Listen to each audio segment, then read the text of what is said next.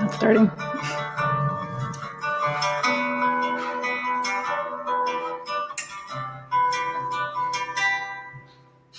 She fell apart again last night. First she yelled and then she cried. Today the makeup won't disguise how everything looks. Pays the bills but pays no price for the way he's using up her life. It's easy to control a wife who don't know what she's worth, but she believes beyond reason that he will be the man she thought he was. Abigail's dream was a knight in shining armor, strong arms and night to hold her, not a fierce and angry warrior. Abigail's dream was a husband true and faithful. He'd be loving, she'd be grateful. Keep his dinners on his table, perfect he seemed, so bitter, so sweet. Abigail's dream.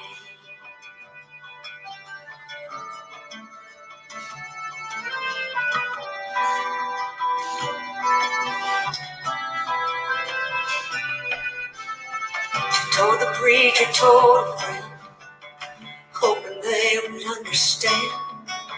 He told her God would hold her hand and to lay down every care.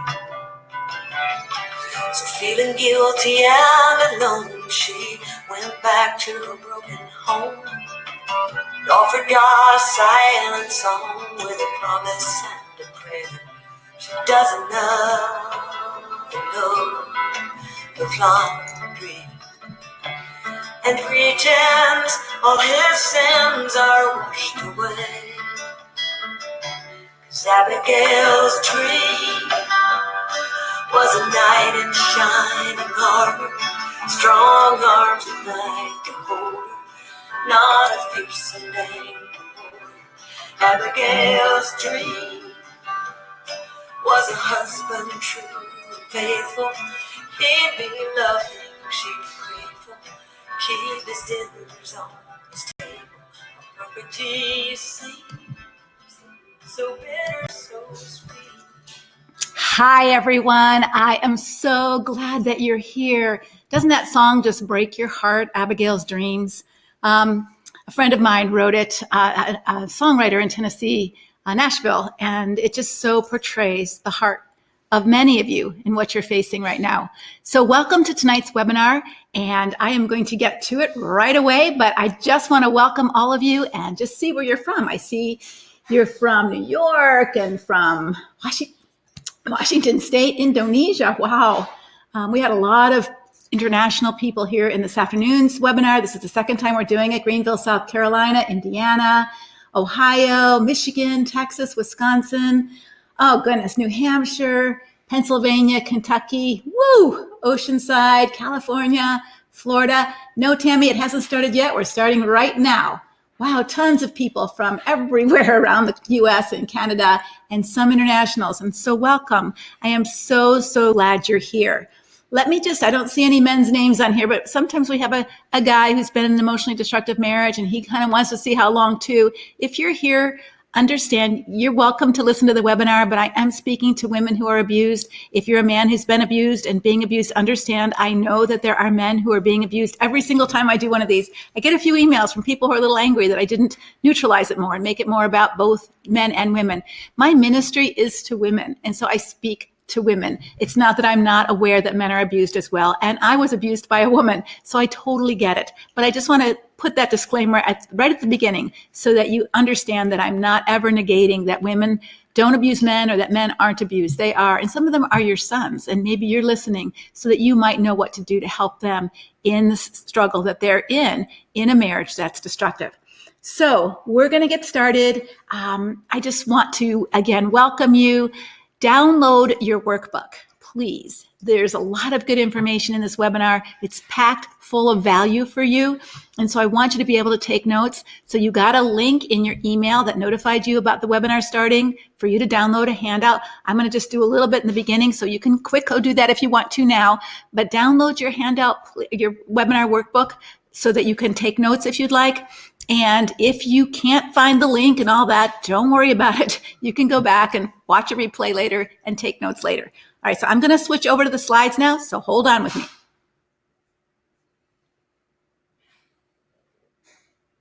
I'm always afraid to press the first button. Here we go.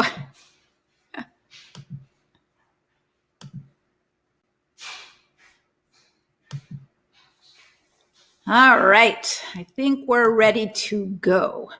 So tonight I'm going to answer the probably number one question I get asked a lot of the time, and that is, how long should you keep trying? And if change starts to happen, what does it look like? And how can you tell it will last? Now, does this sound like you? Are you confused, scared, isolated, and alone? Are you exhausted and tired of the drama? Maybe even a little defeated and depressed? Are you feeling continually frustrated and angry, uncertain what God wants you to do? Maybe even feeling helpless and powerless to know how to change your marriage or your man into something loving, stable, and safe. Which one of these is your biggest challenge right now? And put that in the chat. So, I am so glad you're here, and you are in the right place tonight. And so I want to tell you what you're going to get out of this workshop. I'm going to show you how you can make an amazing life-changing shift from trying harder and harder and harder to change your marriage and your man, feeling confused about what God says you should do and feeling alone and isolated, to knowing exactly how to reclaim your power, having a sound biblical roadmap to repair broken trust, and being able to recognize whether or not those efforts are sincere or image management. I also want you to leave feeling heard, understood, and supported so that you can invite your man into healthy change in order to rebuild broken trust and please and glorify God. So we've got a lot of big goals tonight. Sound good? Just in case you don't know who I am or why you should listen to me, let me just quickly introduce myself. I'm Leslie Vernick. I was a licensed clinical social worker with a private counseling practice in Pennsylvania for over 35 years. I worked primarily with women and couples, especially in difficult and destructive marriages. Now I've moved to Phoenix. I'm a relationship coach and have written 7 books, hundreds of articles, and I've had the opportunity to speak nationally and internationally on relationships.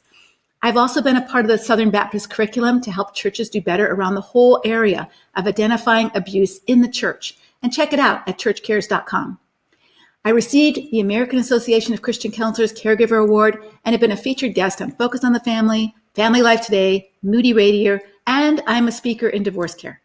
But my greatest accomplishment is that I've been married to the same good man for 44 years.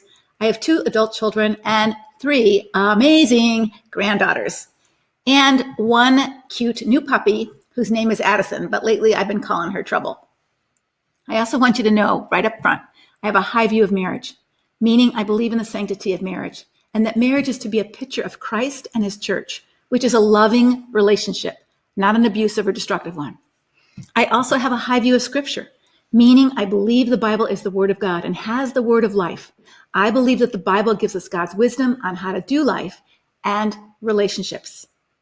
But I've grown professionally on this whole topic of abuse, but I want you to know my journey began with this personally. My mom divorced my dad when I was 8 years old, and she took my brother and sister and I to live in a 1-bedroom apartment on the north side of Chicago. My mom was an alcoholic. She had some mental health issues, and she was abusive, both physically and emotionally, mostly to me, probably because I challenged her a lot, and I had the biggest mouth even back then.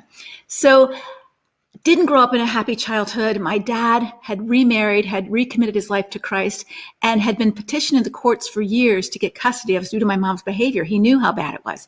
And finally, when I was in high school, he did get custody and we had to go live with my dad. Now, you'd think I'd be grateful for that, but by then, I was kind of a wild child and I was an angry child and I could do what I wanted. I had the whole city of Chicago as my playground. And I had a tough exterior, but the scared little kid inside But I didn't know how to deal with my mother. I still didn't know how to talk to her. I didn't know how to relate to her. She didn't stay in touch with us very much as children once my dad took custody. She didn't come to my wedding. She didn't see my child being born or my daughter being adopted when we adopted her from Korea. And so the pain and the anguish, especially after I became a Christian and a Christian counselor, grew and grew because I didn't know how to talk with my mother. I didn't know how to have a conversation with her, which didn't result in her either tearing me down to shreds or me ending up getting my buttons pushed and exploding back at her, not feeling very good about who I was as a Christian, even as a Christian counselor. And Mother's Day, forget it. You don't even know how to get a card for a person like that. Just disrespects you, who mocks you, who treats you with utter contempt.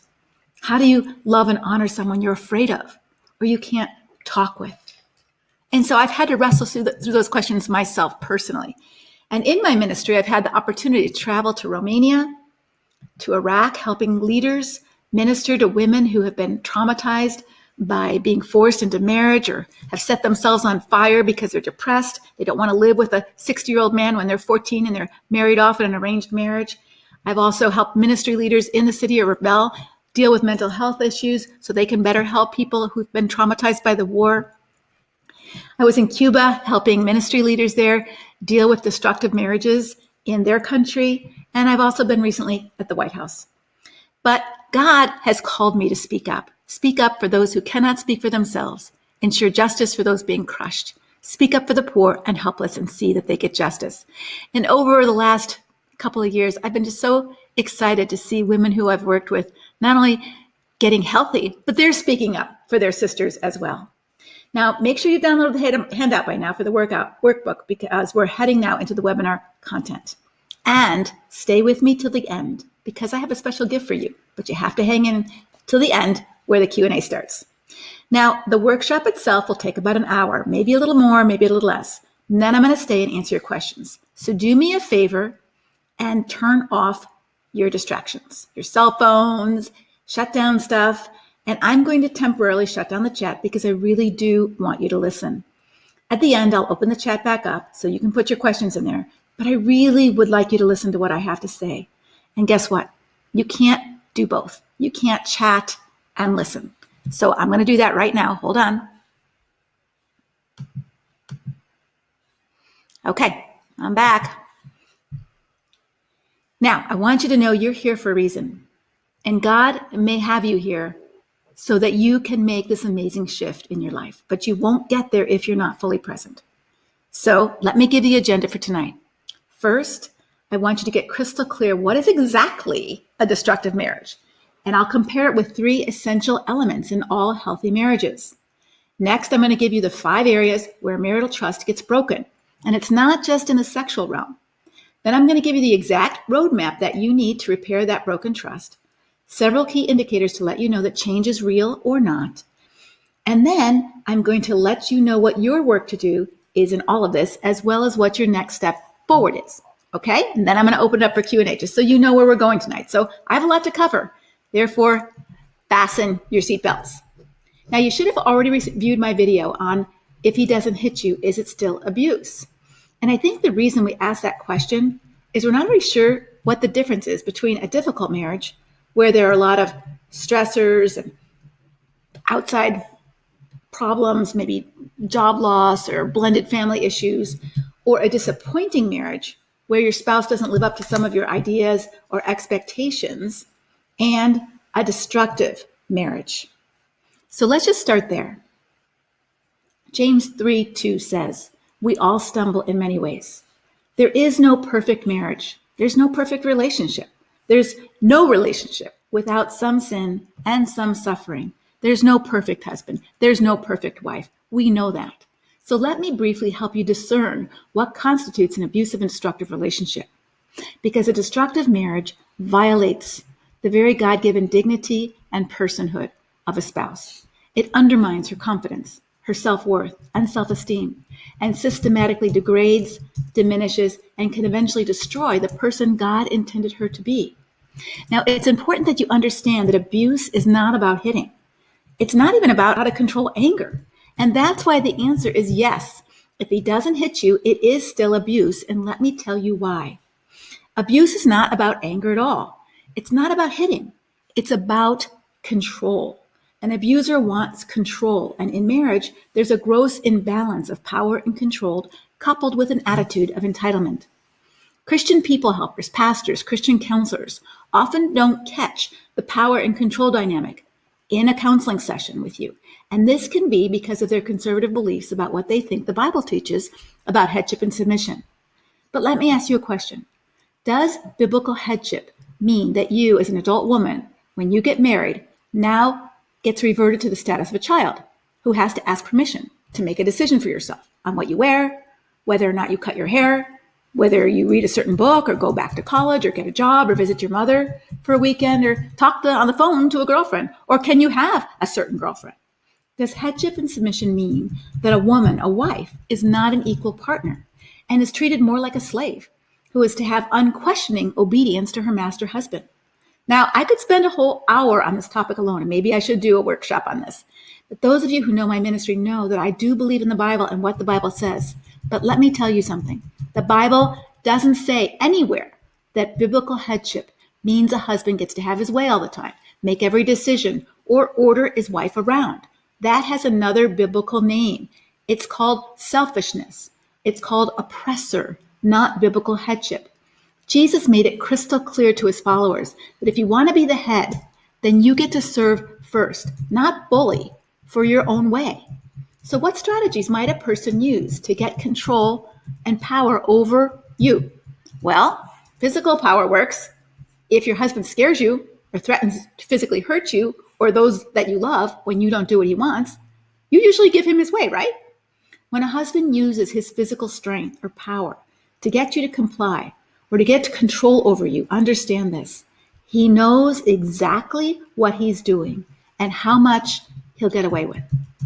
The control over you can be gained in other ways as well.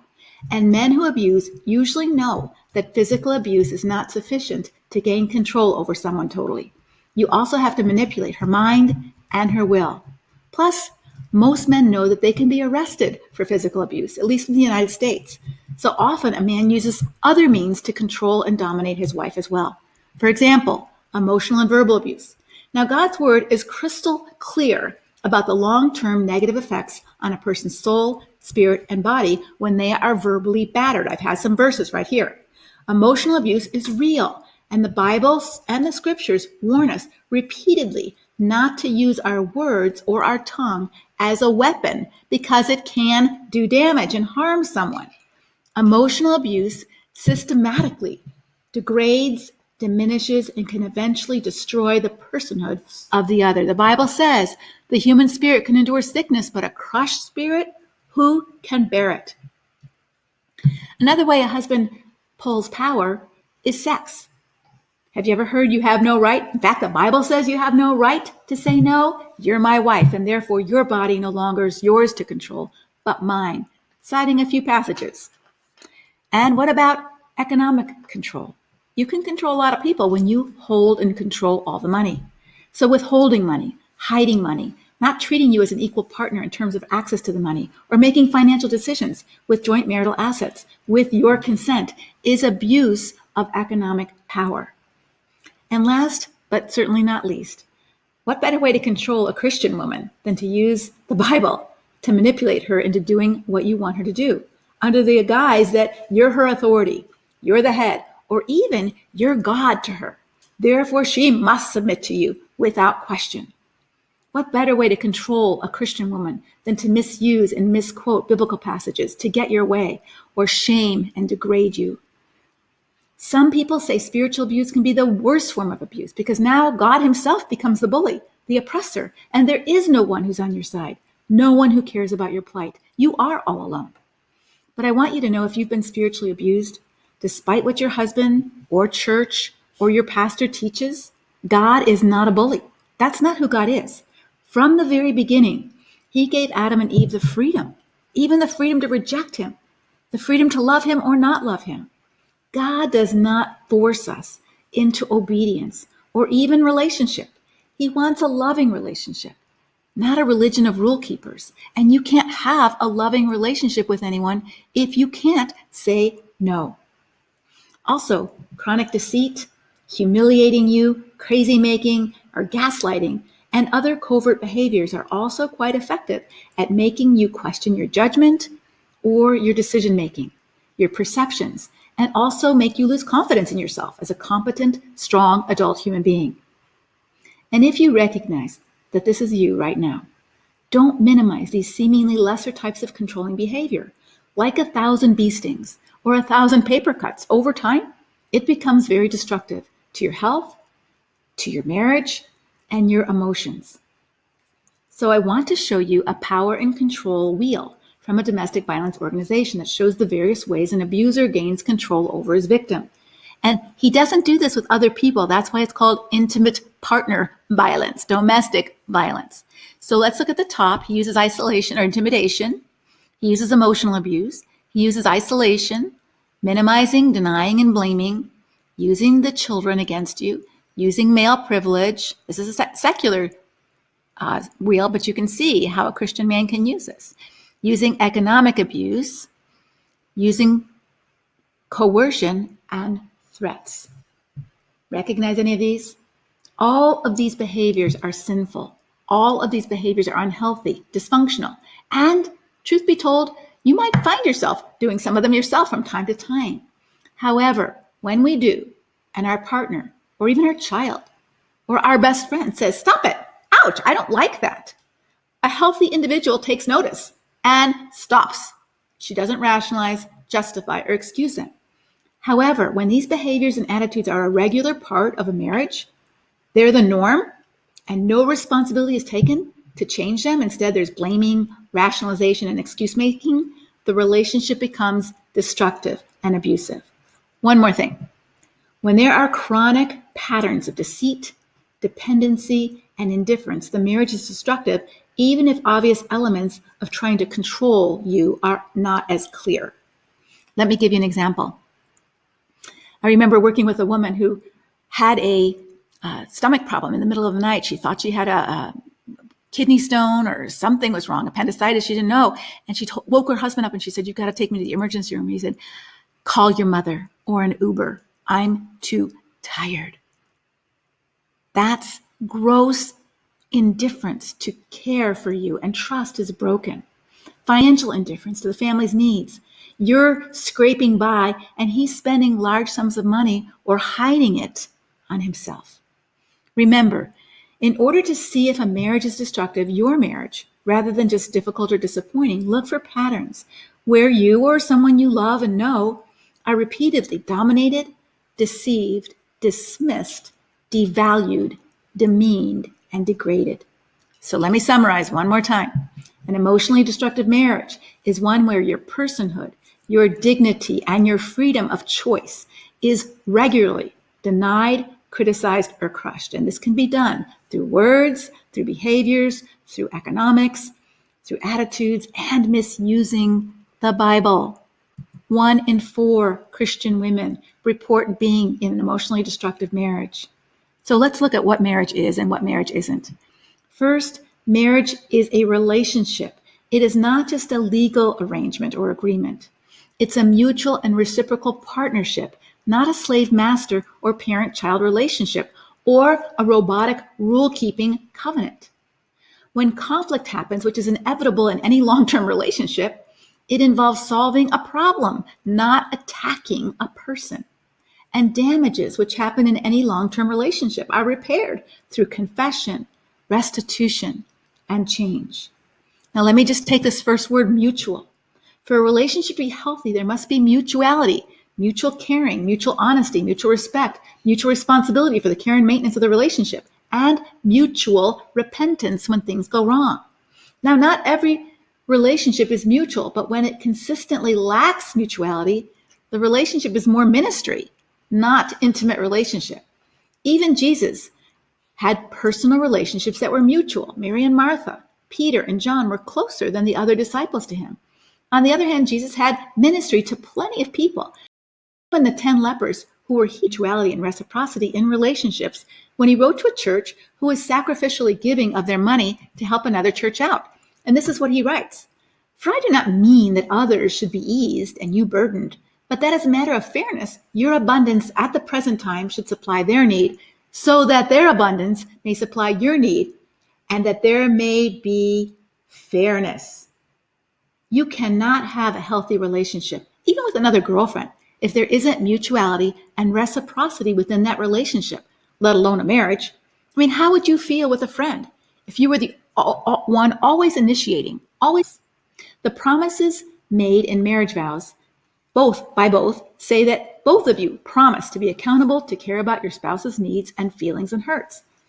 But in a healthy marriage, you do need certain freedoms. And one of them is the freedom to be yourself, to be the person God made you to be, not to be forced or pressured to be a person your husband says you have to be. In one of my coaching groups, one woman told me that her husband said to her, "Well, as long as you always make me happy and never disappoint me, we'll be fine." Well, it may be fine for him, but what about for her? And who can live up to that? Is she not free to make a mistake? Is she not free to have her own opinions or her own needs or her own feelings that are different than her husband's? Is she not free to contradict him without feeling like she started World War III in her marriage? You need freedom to speak up with your own thoughts and opinions, as well as to be able to disagree in a respectful way. And many Christian men and pastors misdefine respect as an unwavering, unquestioning obedience to whatever your husband says or wants. Even as you see him driving the entire family straight off the cliff, you're supposed to smile and be supportive and pray and trust God. This is not the definition of respect, nor is it God's plan for relationship or for marriage. If you are to be your husband's helpmate, then you must have the freedom to give him constructive feedback if and when his behavior is harmful to himself, to you, and to the family God has given him. And if he restricts your freedom to do that, tries to control you under the guise of, "You need to respect me," he's misunderstanding and misusing that word and using it to silence your voice and control you. You can speak up respectfully, and you can speak the truth in love. God calls us to do that all for one another, but nowhere is it more important than in a marriage relationship. So to summarize really quickly, an adult, healthy relationship, especially marriage, is one where both people in the relationship give and both people receive. There's a safe and open exchange of ideas, feelings, and thoughts, and all perspectives are considered and valued. There's also the freedom to respectfully challenge and confront in order to strengthen one another and the relationship. I love how the writer of Proverbs captures the basics of a healthy marriage. This is what he says. He trusts her or him to do him good, not harm, all the days of his life. In other words, trust broken, and without repair, it will die, even if you're still legally together. Now, traditionally, most pastors and counselors have acknowledged trust breaking down in the area of sexual fidelity. But that's not the only area where trust breaks down or where trust needs to be repaired if your marriage is to be viable long term. For sure, a lack of sexual faithfulness and integrity in the sexual area ruins safety and trust in a marriage. But there are 4 other areas where trust breaks down as well. So let's unpack this a bit. First, honesty and authenticity. Can you trust your husband to tell you the truth, even when it's hard? Is he the same person outside the house as he is inside the house? Or is he more Jekyll and Hyde, charming on the outside, cruel on the inside? Does he shine his image for all to admire but behave treacherously at home? If so, you don't trust who your husband is or what he says. Therefore, you don't feel safe. Second, compassionate care. Can you trust your spouse to care about how you feel, your needs, even your dreams and desires? Does he give of himself and his resources to show concern about your welfare? Can you trust him to do you good, not harm all the days of your life? Maybe his abuse is more passive. I'll call it the sin of indifference. For example, you need help with the kids. You're not sleeping because you have a crying baby to nurse, but he calls you selfish because he says he needs sex every night, and that takes priority over your sleep. And if you love him, you will meet his needs. But what about your needs? But it's always about him and his needs and his wants. They always come first. They always trump. Or let's say you want to use some family money to go back to college, but there's never any extra money for what you want or your dreams, only for his. Or you just need help. You're sick, you're exhausted. Can you take over the kids? And he doesn't. And you don't trust him to do some of the most basic things of any healthy relationship, to care about you, to care about your needs or your feelings, and therefore safety is broken. Or reliability. Can you trust him to do what he says he'll do? And when he promises, for example, to pick up the kids from school, does he or does he forget? And if he forgets, does he show remorse and take responsibility for his forgetfulness to do what he needs to not do that again? Or do you get the blame? Or does he make excuses over and over again? Can you trust him when he says he'll go to counseling and he'll change or he'll get help, but he never takes any action on those promises? Can you trust him when he promises that he paid the taxes or paid those bills or put safety controls on his computer, and yet he never does it? And when you remind him, he gets defensive and angry, telling you you're a nag, get off my back, you're trying to control me. If you can't rely on what your husband says, trust is broken. You can't rely on him. And if there's no trust, there's no safety. And last but not least is financial trust. And this isn't about trusting him to make a ton of money, but can you trust your husband to be honest with the family resources and give you a say in what is spent and what is saved and where it is saved? Can you trust him to use money and credit wisely so that you're not in a boatload of debt, that you can pay your bills? Can you trust him to spend money for the family's welfare and not just for man toys, for him? And do you know where the money is in the family? Do you know how much he earns? Do you have access to the accounts? If not, there's no financial safety for you. Trust is broken. And no trust, no safety. No safety, no trust. Counselors and pastoral people helpers rarely address these areas of broken trust or lack of safety. Somehow, as a wife, you're just to put your brains on the shelf and forget all about this and make this marriage try to work again. When trust and safety have been broken and broken again and again, you can't do that. And I want to tell you something different. It's not possible. The Bible tells us not to trust certain people. For example, Proverbs 25:19 says this: putting confidence or trust in an unreliable person in times of trouble is like chewing with a broken tooth or walking on a lame foot. Not smart. In John chapter 2, it says Jesus wouldn't trust himself to them, for he knew all people and what was in their heart, it says later. Paul warns Timothy not to trust Alexander the coppersmith. He said, he did me great harm. The Lord will repay him according to his deeds. You too should beware of him, for he has vigorously opposed our message. Please don't let yourself be guilt-tripped into feeling like a bad Christian because you don't trust your husband. Love is a gift. Trust must be earned. So I promised you a roadmap required to repair damaged trust, damaged relationship. And I'm not going to be able to share with you in our short time together all the twists and turns that are on this roadmap, but I will give you the basics so that you will know whether or not you as a couple are on this roadmap. And if not, you'll know that your marriage is not being repaired and maybe cannot be repaired. So first, I wanted to start with what doesn't work, because you've probably tried all these things already. But if by chance your husband or your counselor suggests one of these, say no. It doesn't lead to repairs. It only leads to postponement of more pain, heartache, and can actually lead to more damage. Here are the few of the most common detours that you will take that never lead to real healing or change of the abusive patterns. First one, let's start with a clean slate. Forget the past detour. Now this sounds so good and biblical, doesn't it? Let's just wipe the slate clean with grace and start over. Let's just forget that I hit you or that I've had a sexual addiction or a secret girlfriend for the past 5 years. Let's just forget that I've lied to you about most everything in our entire marriage. But I love you so much and I'm sorry. Let's just wipe that slate clean, forgive, forget, and start fresh. Let's not talk about the past. Past is past. If only it were that easy. So let me briefly help you to look at why. Let's just start with a clean slate and forget the past strategy. Doesn't work.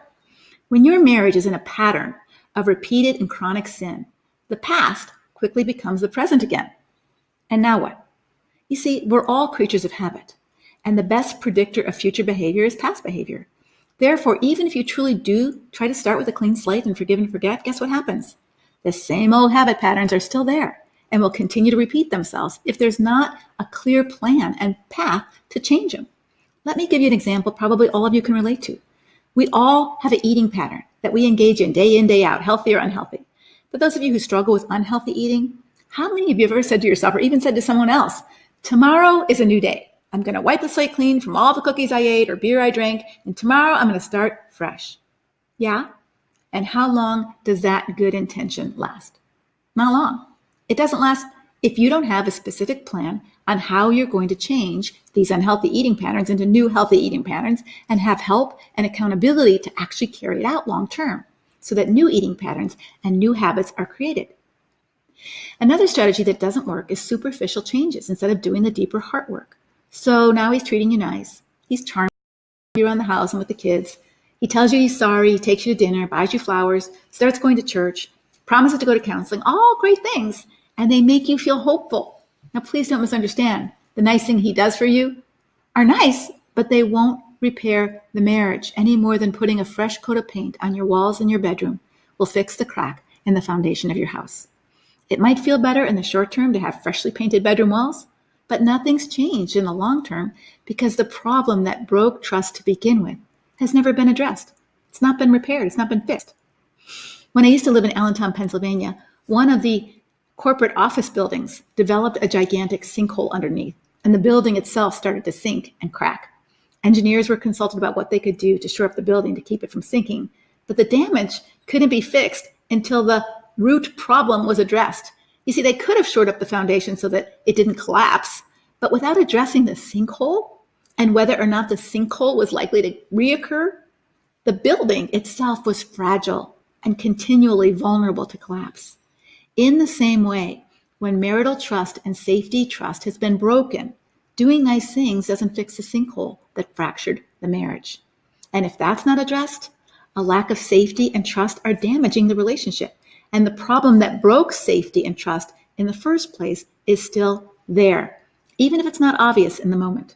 Maybe the affair is over, but what was the entitlement thinking that was going on that let him think it's okay to lie and cheat on you just because he could or because he felt hurt or angry? There are a lot of people in disappointing marriages who don't cheat or lie on their spouse. They don't break trust, even when they're not happy or fulfilled. The last strategy that doesn't work to repair broken trust and safety is when only one person, like you in the marriage, is committed to changing and doing your work. Don't get me wrong.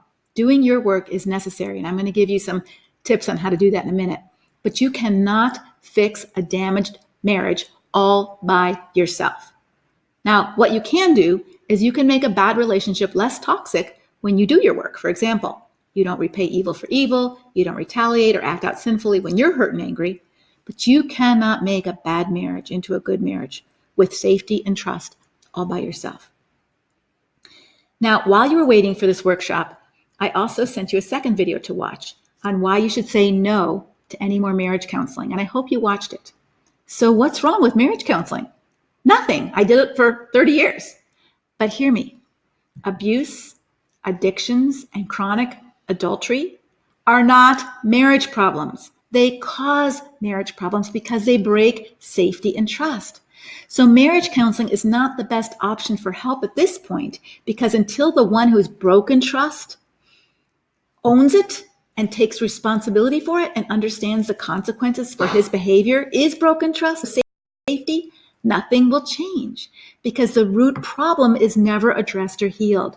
The root problem is not the lack of safety and trust. That's the consequences of the root problem, the chronic sin of your husband. The root of abusive behavior, chronic addiction, deceit, and adultery is inside the heart and mind of the one who breaks the safety and trust to begin with. This is an individual issue, a sin issue, a character issue that surely causes marriage problems. But until that individual is addressed with his problem and he owns it, confesses it, and changes it, trust can never really be rebuilt. Therefore, marriage counseling might be a great step after your husband does his own work and takes responsibility for what he has done to break trust, but not till that point. Take a deep breath. Some of you are getting anxious. It's tough stuff, isn't it? But I'm telling you the truth. So what's the road forward? There are two tracks that must come together to create the possibility of a truly restored marriage. The first track is reestablishing the basics of relationship, which is trust and safety. You can't have a relationship, a loving relationship with someone you're afraid of. So you have to reestablish the basics of relationship, which is safety and trust. Second, you need to restore sanity to both the husband and wife. So let's look at what this means. And we're going to start with sanity because that's where you start to be able to reestablish the basics with sanity. The Bible tells us that we are changed or transformed by the renewing or changing of our mindset. God's word says we all lie to ourselves, and we all need to look at our thoughts and begin to change them. But it's crucial that destructive individuals own or take responsibility that they need to do that. If your husband wants to repair broken trust or have a better relationship with you, his thinking has to change about himself, about you as his wife, and about marriage. You see, destructive individuals do not think properly or maturely. The Bible calls it a deluded mind. In Romans 1, it says that they have exchanged the truth of God for a lie. And when someone does that over and over again, God gives them over to a deluded or depraved mind. Now, I'm not saying destructive individuals are not intelligent. Some are brilliant, but they're spiritually and relationally deluded. And I don't have the time in this short workshop to get into all the untrue ways that these individuals think, but I'm going to share with you 3 big lies of an entitled mindset. The first one is, I'm entitled to do as I please with no accountability for what I do. The book of Proverbs talks a lot about the thinking pattern of fools. Most individuals know, at least at some level, it's not true that they're entitled to do what they want with no accountability. For example, most destructive men wouldn't dream of coming in late for work, not completing tasks day after day, and still think that they're going to get a raise or a promotion. But in personal and intimate relationships, especially marriage, this lie prevails. I'm entitled to do as I please with no accountability to you for what I do. So how do you know if your husband believes this lie? Well, when you ask him questions or challenge his decisions or actions, what happens?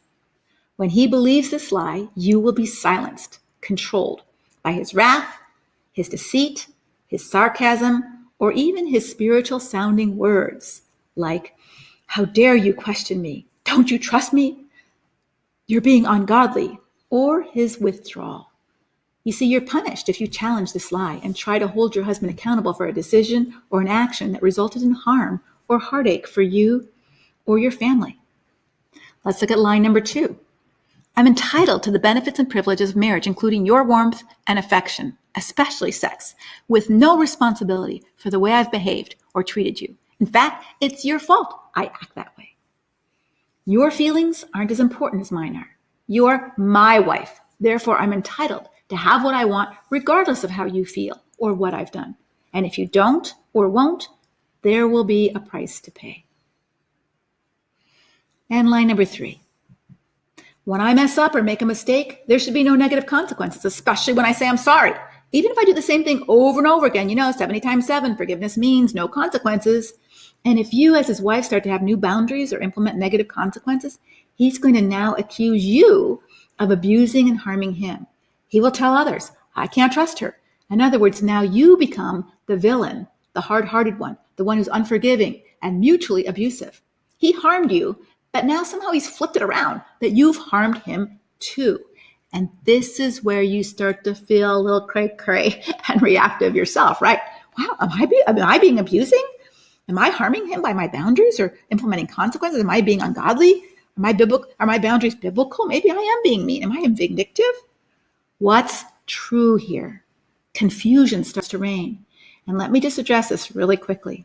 When in Proverbs it says he trusts her to do him good, not harm, all the days of his life. The Bible says love does no harm, but that doesn't mean love never hurts. Because the Bible also says in Proverbs, faithful are the wounds of a friend. And the psalmist says, let a righteous man strike me. Let his rebuke be an act of loving devotion. We're to speak the truth in love. So when you set boundaries and implement consequences for sinful behavior, you have to get clarity on the difference. You are not harming your husband for putting safety measures in place for you and your children's safety and well-being. Write this down. Hurt and harm are not the same. It's like your 2-year-old saying, Mommy, you're harming me when you won't let me eat 10 cookies before dinner, or you won't let me kick you when I'm angry and throwing a fit. You're not harming your child by stopping him. You're attempting to help him, although he doesn't know it or realize it. Why? Because he's too immature in his thinking. But here's where your sanity also needs to go to work, because what's going on in your mind is that you've believed some lies of your own.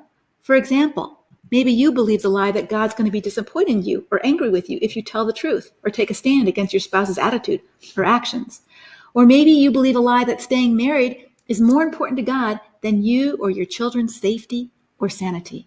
Or maybe you believe the lie that to be a godly wife, it means you just need to stay silent and protect your husband's good name and just suffer quietly for Jesus and die to yourself. Or a myriad of other lies that you tell yourself or that he tells himself that contribute to the destructive dynamics of your marriage. But if your marriage is to be a picture of Christ and his bride, what are we describing here?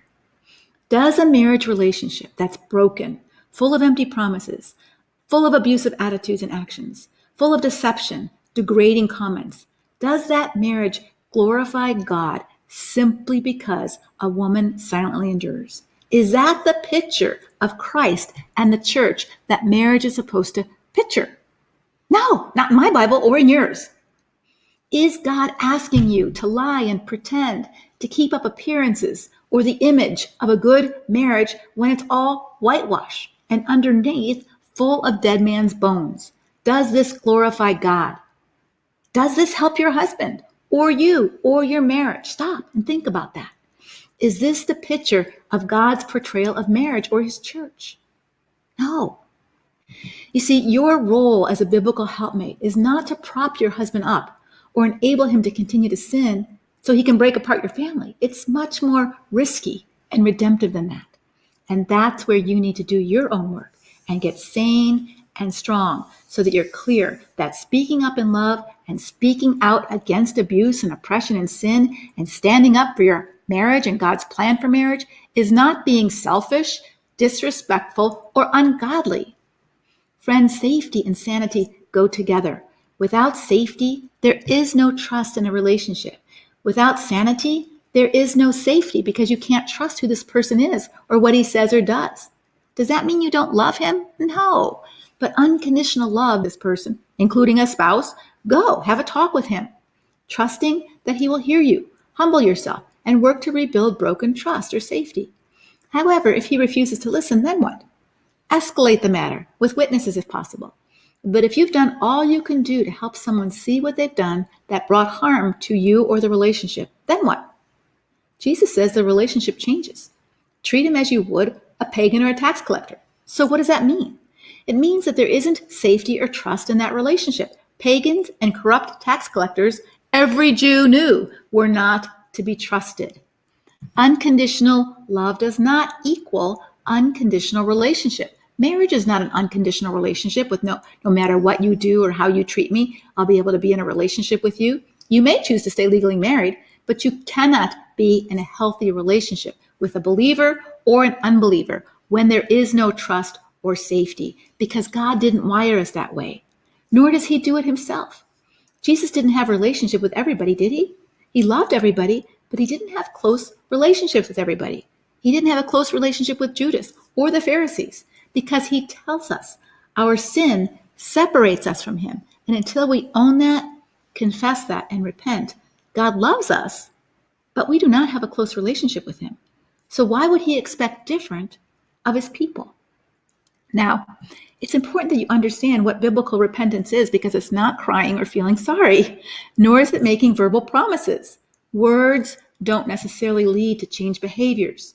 Remember the words I talked about before. Tomorrow I'm going to eat better. Words are easy.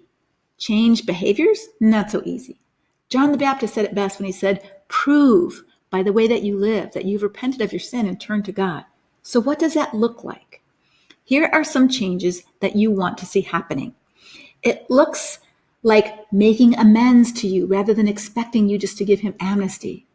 Forgiveness does not automatically mean instant reconciliation.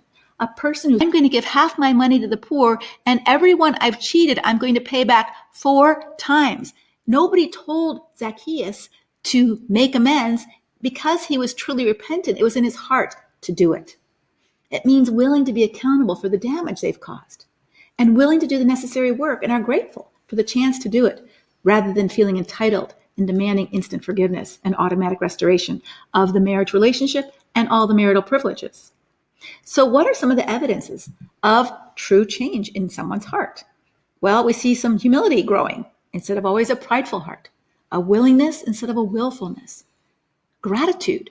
I'm so grateful that you're going to give me some time to work on me. I'm so grateful that you're willing to wait while I go to counseling instead of, I need to move back home. It's my house. I need to be back here. You need to forgive me. It's all about you, what you need to do, and he's never working on what he needs to do. He becomes a God-centered man instead of a self-centered man, a love-filled man rather than a fear-filled man, or an angry-filled man. And he learns to be a giver instead of a taker. So, is there hope?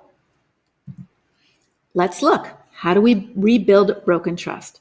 Remember, even when you are sincere in your words, there's a big difference between what you do and what you would like to do or what you're willing to do. Francois Fenelon, a great mentor of mine, says it this way: a persuaded mind and even a well-intentioned heart is a long way from exact and faithful practice. Words are not the same as changed behaviors. About 4 years ago, I had an opportunity. My friend Sue challenged me to run a half marathon in New York City on New Year's Eve, and I said yes.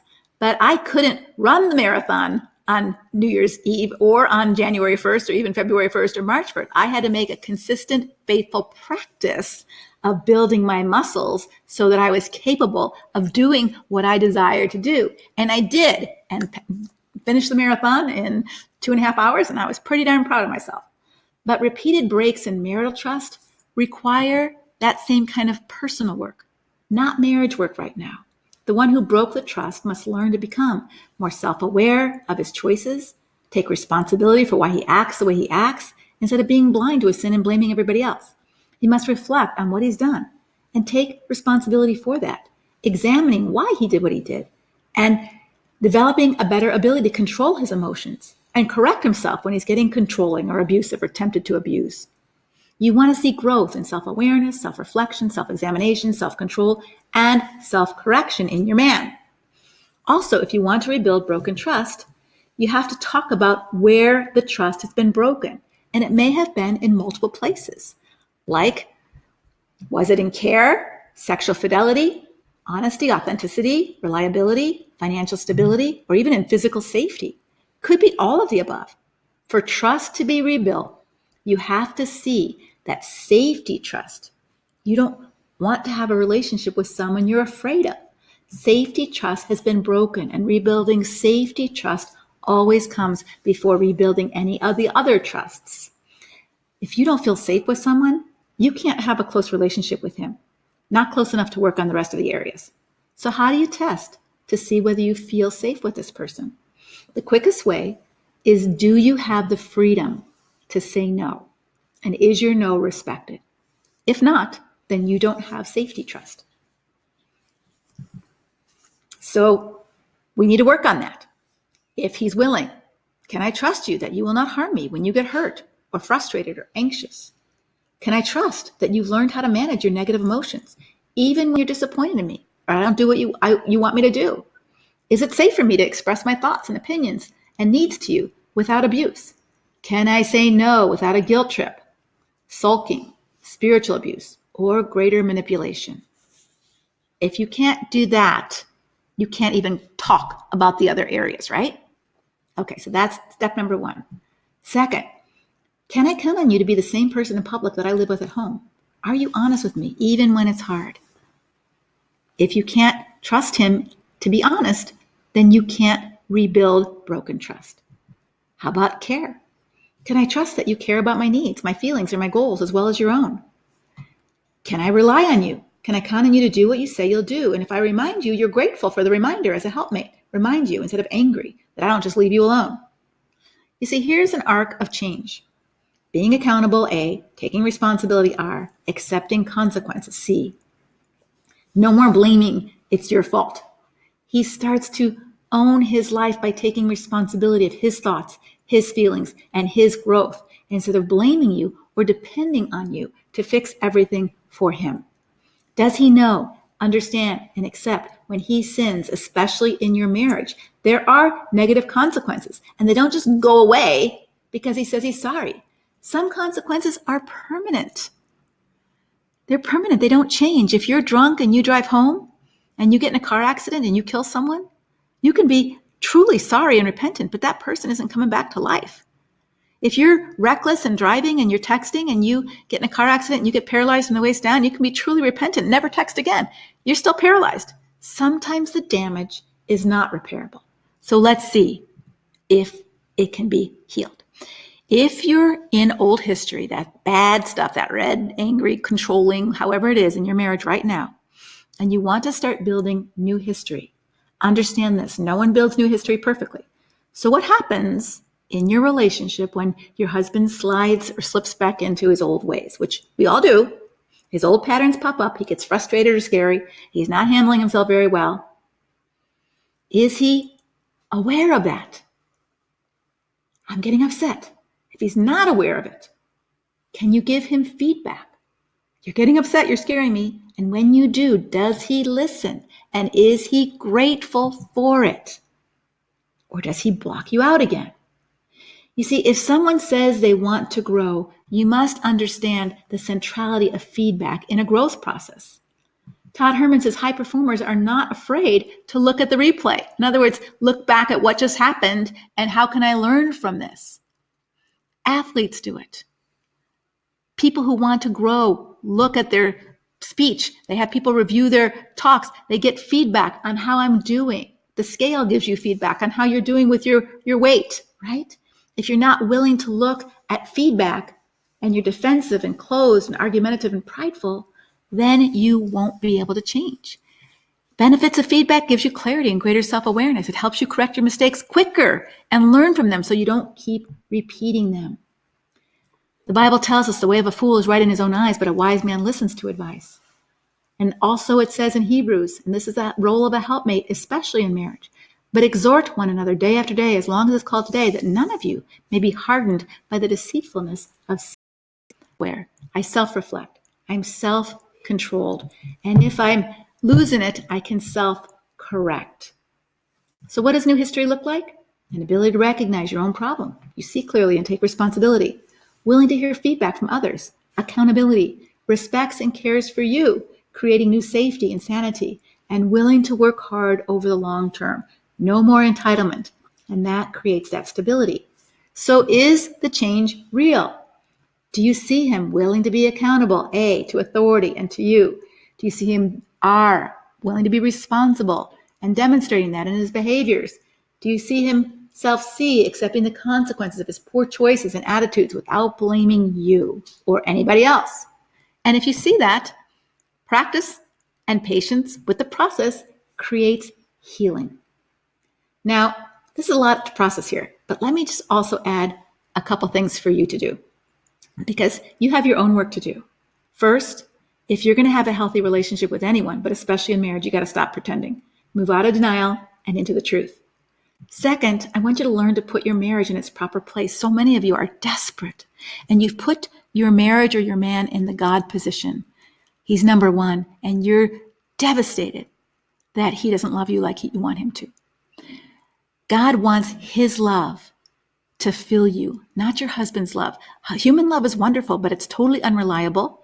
And if you put your well-being in a mere mortal's hands for your identity and for your worth, you're sunk. So I'm not going to enable destructive behavior to continue. Educate yourself on healthy and unhealthy patterns, just like we're doing tonight. Stop isolating. Get the support you need from people who understand abuse and what it looks like. And do your work, but let go of the outcome. You can't control your marriage or your man. And so you have to give it to God. But I do want you to know one thing. First, let me start this by a woman in a marriage said this. She goes, I had an amazing insight. I can be a godly woman, a godly wife. I can't make a good marriage all by myself. But I want you to know one thing. God does not care more about the sanctity of marriage than the safety and the sanity of the people in it, including you and your children. So you're here. Okay, you're being honest. You don't want to pretend anymore. What do you need to do? Margaret Wheatley says this, without you being aware and without you reflecting, we just go blindly on our way, creating more unintended consequences and failing to achieve anything useful. So here's what I would suggest for you. I would highly recommend that you join a group that I run called Conquer. And Conquer can help you hear from God in new ways. It will help you live from a place of strength and health and not desperation. It will help you get stronger and more confident to stop being victimized again and again. It'll teach you how to steer clear of manipulative games and crazy-making conversations. It will help you gain freedom from bitterness and resentment so that you can become really clear about what your next steps are. Conquer is a perfect fit for you're a woman. I don't allow any men in, so no men. If you're sick and tired of being stuck and feeling helpless.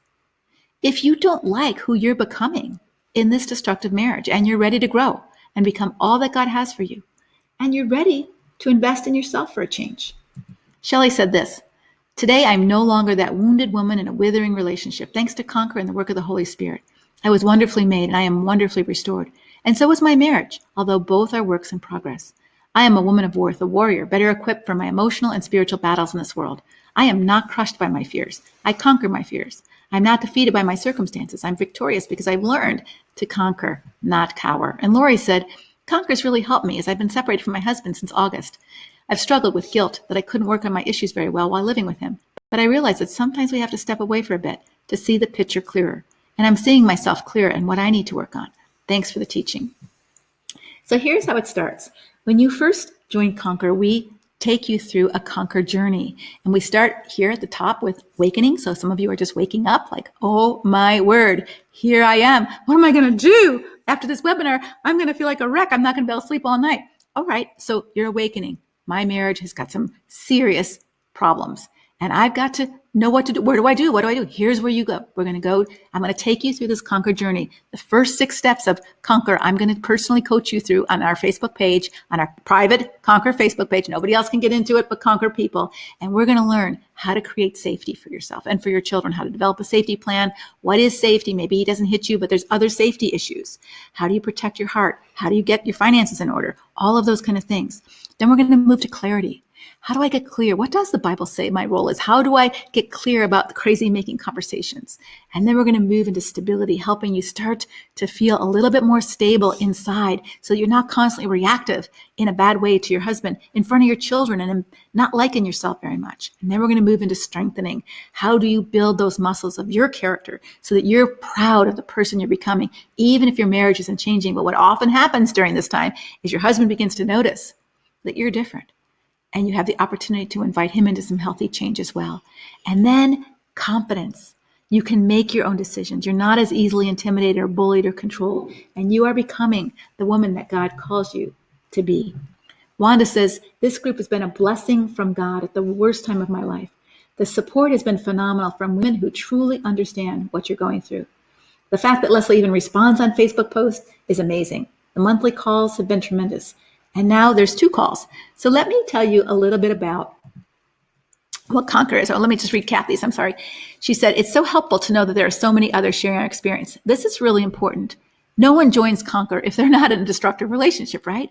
So now there's no shame in talking about it. Now you can be with people who understand what your life is like, and you can get prayer and support night and day." So she says, "It gives me the courage some days to face another day. Also, the resources available through the knowledge and experiences of others on this site is absolutely priceless." And I would say it absolutely is. When one doesn't know which way to turn, others do because they're a couple steps ahead of you. And the prayer support and focus on doing right, even though it's hard or scary, is incredible. I am so grateful for this place to share my frustrations and help and encourage others. So here's what you get if you're in Conquer. 2 short teaching videos each month with handouts and transcripts. So if you're from a different country and you speak a different language, you can read English, but you don't understand it as much, you get the transcripts of the videos as well. But you can they're short videos, 10-minute videos. So you can just take a 10-minute time, watch it on your phone, and then put that into practice, what you've learned. We do phone calls twice a month for 90 minutes, every month. They're recorded, so you can listen to them again and again and again. We have a private secret Facebook group that you connect with other women in Conquer all over the world and get support. And help in setting this up is available if you are techie phobic like me. And also you get first dibs and reduced prices on all other of my group coaching and classes. So if you join in the next 24 hours, you are going to get a fast action bonus, which is a special group phone call with me just for newbies on this Thursday at 7 p.m. Eastern time. 6 p.m. Central Time, 4 p.m. Pacific Time. Some people got a little bit mixed up with some of the times, and details will be emailed to you as soon as you join Conquer. So immediately you can start asking me your questions. Lori says, I love your biblical teaching in all aspects, but the one thing I appreciate most is when listening to you speak with others, your amazing ability to respond to any conflict with a toxic person in such an effective yet compassionate and loving way, regardless of the circumstances. And that's what I teach you how to do in Conquer. So imagine how you would feel if you could speak the truth in love, taking responsibility for yourself while being respectful toward your husband, recognize destructive patterns, and respond in a firm yet godly way. What if you could establish appropriate boundaries and consequences, and you knew how to make good choices for yourself and for your children and follow through with those choices? You learned how to use your voice and expressed it honestly yet respectfully and found the courage to say to your spouse, I won't do marriage like this anymore. For those of you who are technical phobics and that might be a concern for you, I just want to give you a quick show of what it looks like. It's easy. I designed it. I didn't design it, but my designer designed it so that it would be someone like me who knows nothing about getting into these sites. You're going to get a login to gain access, and you're going to put your username on the right, and you're going to have a password, and you're going to use this every time you want to get into Conquer. You just go to the Conquer site where it says membership site, and you're going to get right into here, and then you're going to go right to here and log in to gain access. Once you gain access, you're going to go up to here where it says Conquer Program. And you're going to open that up. And then when that opens up, you're going to get a video and I'm going to welcome you. And it's going to explain where these buttons are, nice big buttons you can see. And as you watch each video, it'll give you kind of tell you, finished the video this much, you've got this much more to go. This is the next video, this is the next video, this is the next video. So you can kind of keep track of where you are. And on the left-hand side, here's your Conquer journeys. The Conquer journeys and awakening, the safety, stability, all the different steps in the Conquer journey. So these are so, so important. And Conquer is an amazing support group. So how would you like to feel the support and love from other women who know exactly what your life is like and believe your story? Who can laugh together, even during the hard things, and find joy even in a destructive marriage? Women who pray for you regularly and teach you to connect with God in new and deeper ways. And the cost is less than a cup of coffee a day if you are a coffee drinker at Starbucks. $27 a month. I've never raised the rate in Conquer. I try to keep it low so anybody who needs to join can join. We have scholarships. If you want to apply for one, please apply. It's $270 for a year, and you get 2 months free. And for some of you who are worried about credit cards, what some people have done is just go get a Visa credit card for $270 and pay for the whole year, and there's no anything on your credit card for that. And that may help you to be able to join. Also, there's an extra special bonus, and I've already alluded to that, but I'm going to take you through that Conquer journey for the first 6 weeks of Conquer. There's tons of stuff to do in Conquer, but we're not going to do any of that until you get your sea legs under you, and that takes you through those first 6 steps. So we're going to take this journey through Conquer with me and my team of coaches, and I will be on every single Facebook Live. We usually do it for an hour, sometimes an hour and a half, and I will personally walk you through this 6-step Conquer journey on our private Facebook page. And the schedule you'll be getting as soon as you sign up. Bonus number 2 is amazing. It's called Before You Say I Don't. It's a book that I've written with my friend, Marianne Modesti, who is a family law attorney and a godly Christian woman in Pennsylvania. When I lived there, she was my lawyer go-to. I always called her for cases and always got her legal counsel on different situations. But you know, a lawyer is very, very expensive. And so what Marianne did and what we did is we surveyed all the Conquer women who wished what they would have wished they knew before they paid all their money for their attorney, to ask their attorney to make sure they hired the right one.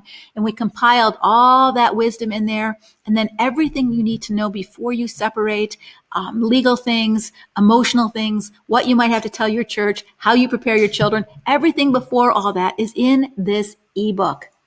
And so it's not for sale anywhere. You can't get it on Amazon. The only way you get it is if you're a Conquer girl. And so even if you just join for this book and see if Conquer's for you, this will be invaluable to you. I can't tell you the amount of thousands and thousands of dollars women have wasted on the wrong attorney. That's not what you want in your life right now. That's not what you need. You need to save every penny you have for the right attorney if you need an attorney. And you never know when you might need one if trust cannot be rebuilt. And the third bonus is another ebook called Walking in her shoes. And this is just a compilation of some of the most widely read, forwarded, and commented on blogs that I've written over the last 5 years about suffering. What does 1 Peter 3 say? Boundaries, consequences. And an entire chapter covers questions asking, how do I stay well if I want to try to do this because I'm scared my kids are too young to leave and be in his care, even though our marriage is broken, maybe our marriage is even dead. I'm not worried about my relationship with my husband. I'm worried about his relationship with the kids, and he might harm them if they're in his care. So I'm going to have to stay well. How do I do that? What do I need to do? Plus, much, much more. So I invite you right now, join today, begin your Conquer journey. I promise you, you will not regret it. You will grow and you will learn and you will find an amazing group of women that will help you. And we're going to have a live conference only for Conquer Women next October in Dallas, Texas. So this is a great place to meet your sisters in person. We're going to have lots of workshops on different topics: parental alienation, staying well, leaving well. We're also going to have small groups on what region you live in so you can meet your Conquer sisters who might live nearby.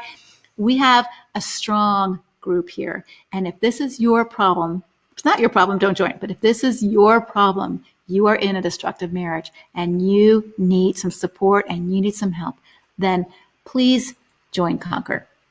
You can find the Conquer information right there, leslievernick.com/Conquer sign up. All right. So now I'm going to switch back to answer your questions. But don't forget, if you sign up today, I will talk with you on Thursday for our quick action bonus. So you can, Conquer's only open twice a year. So this is October, we've opened it up. It'll open up again May. So if you decide to wait, then you won't be able to get in later. So just understand that. I didn't say that earlier, but Conquer's only open twice a year.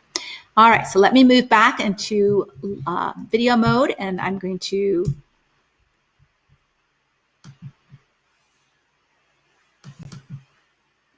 do that. And it looks like the chat went back on. I don't know if I did that or, okay.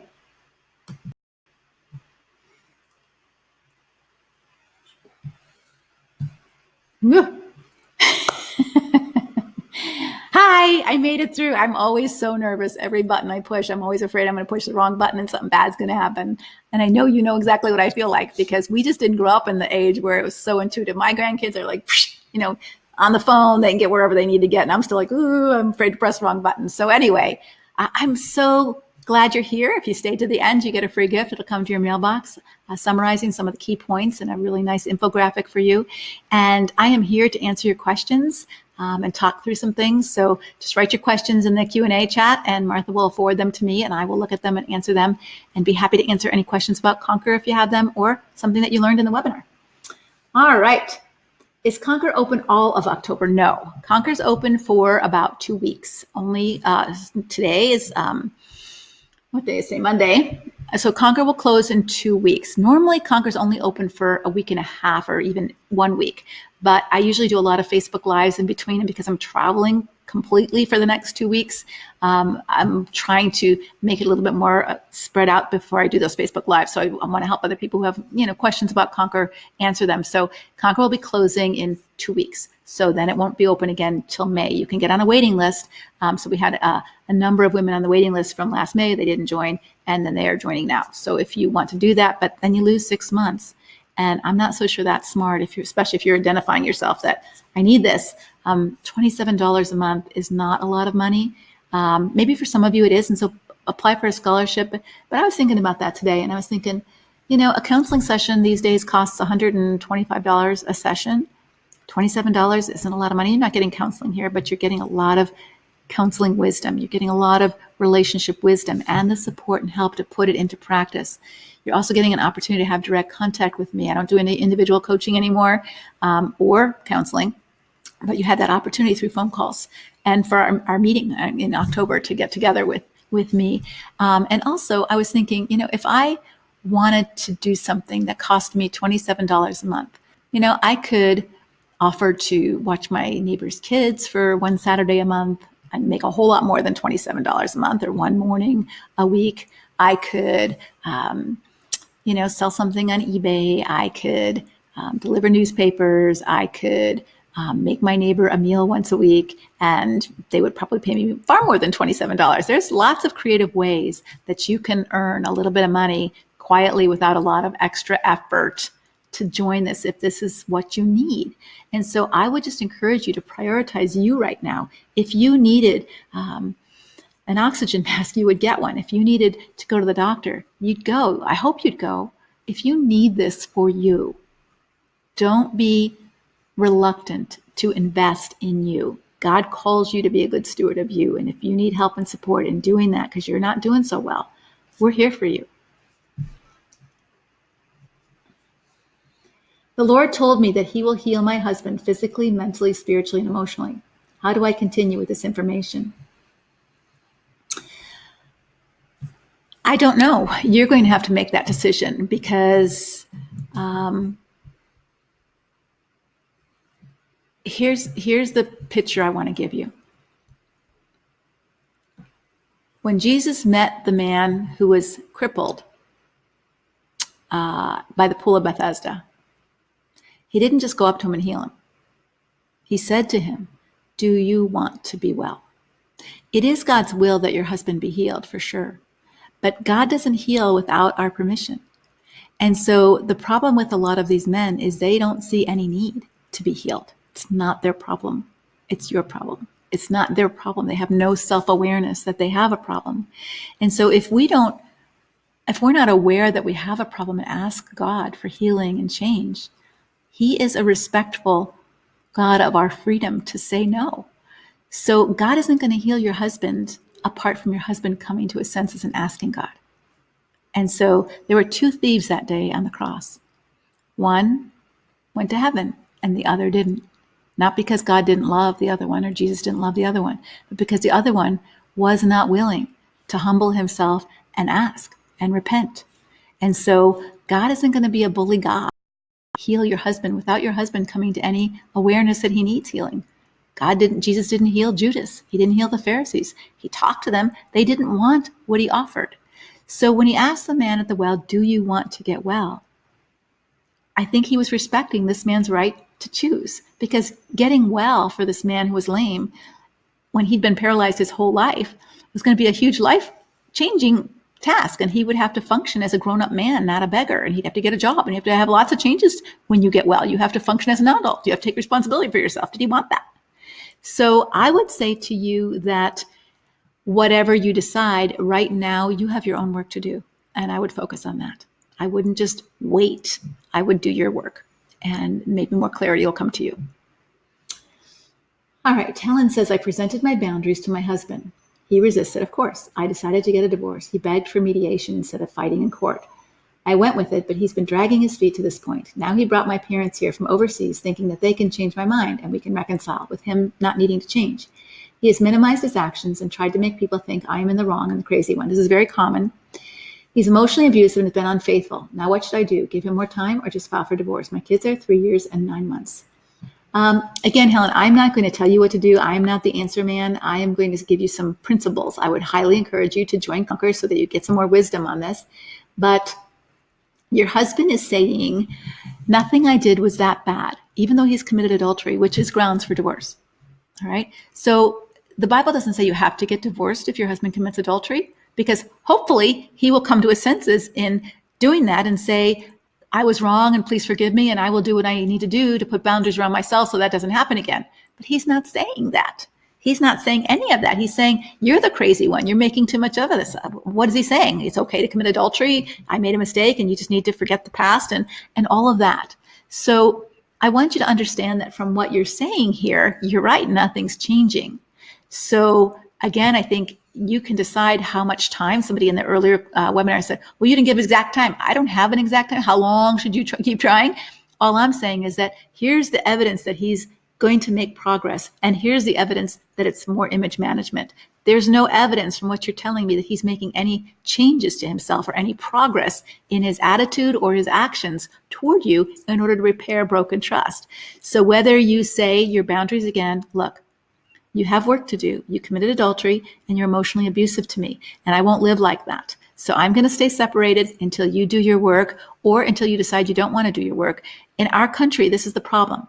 That would be great. That would be a great solution for a biblical process.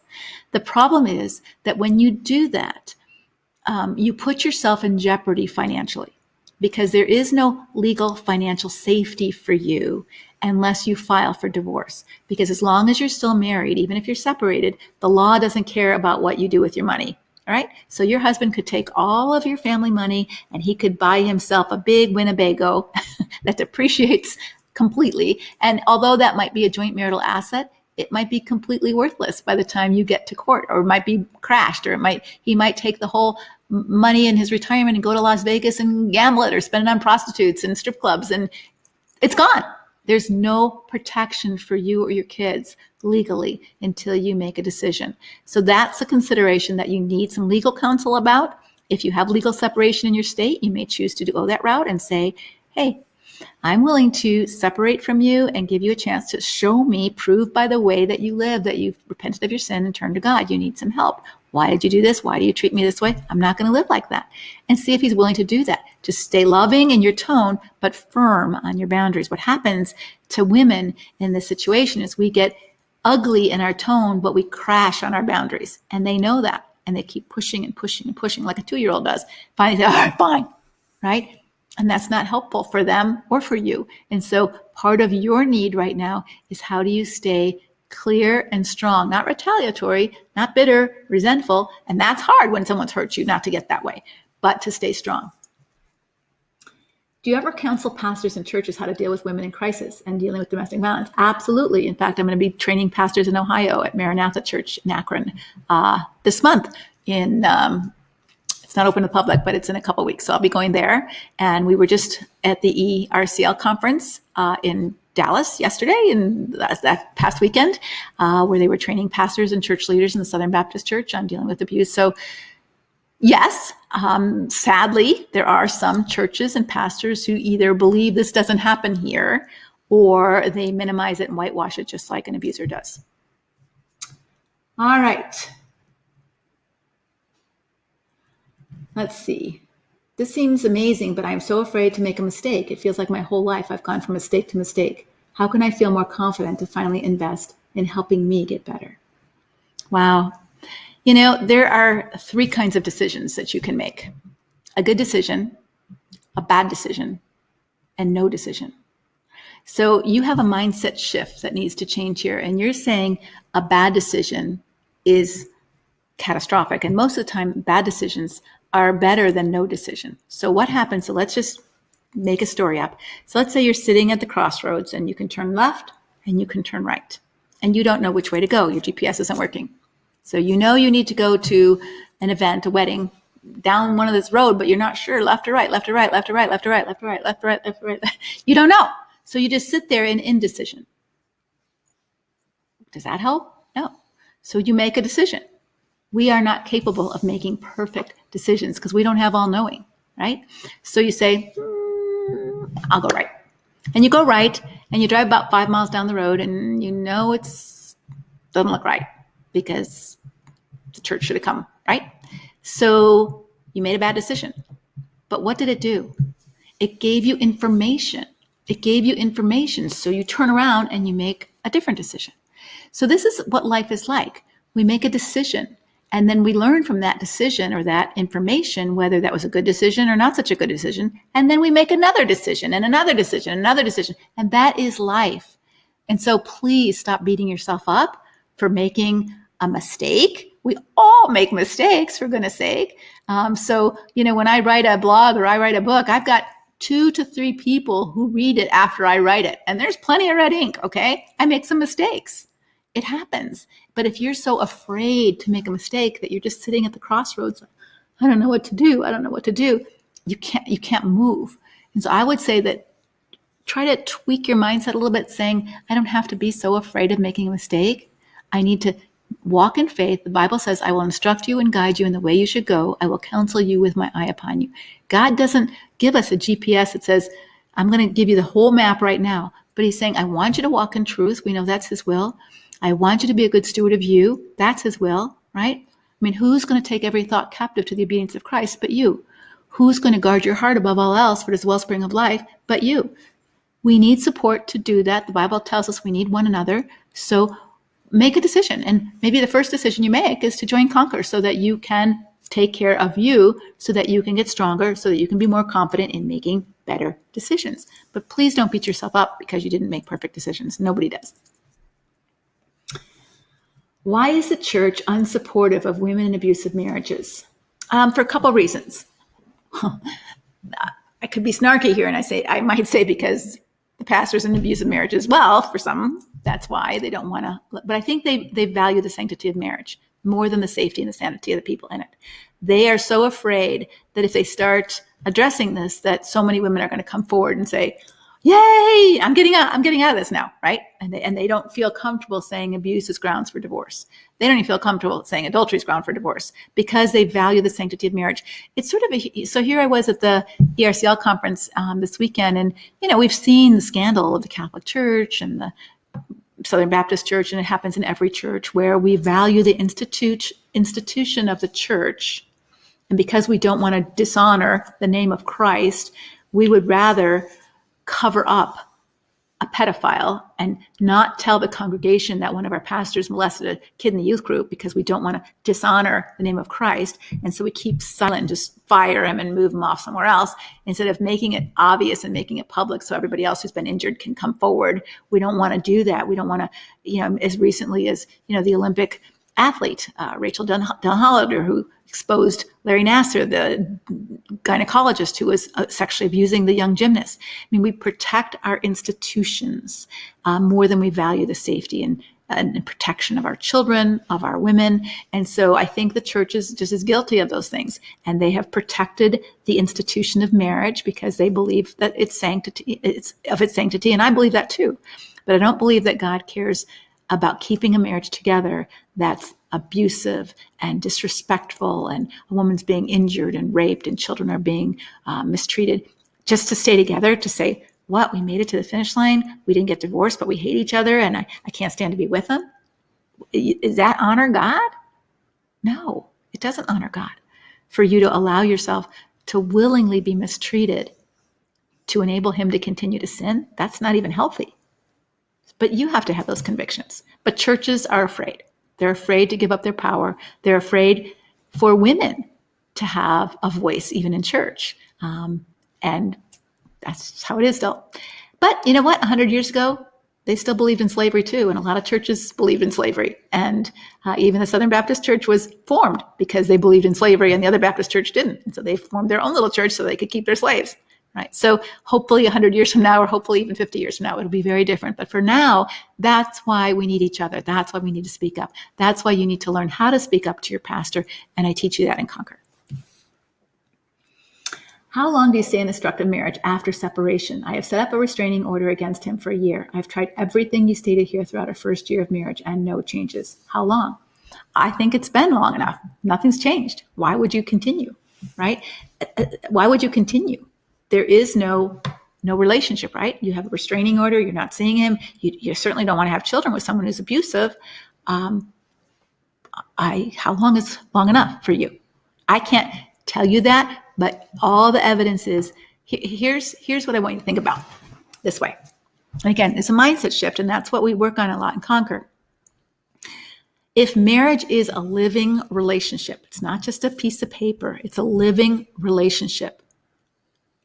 And it dies because someone threw toxic gas on you or put poison on you or whatever. The marriage dies.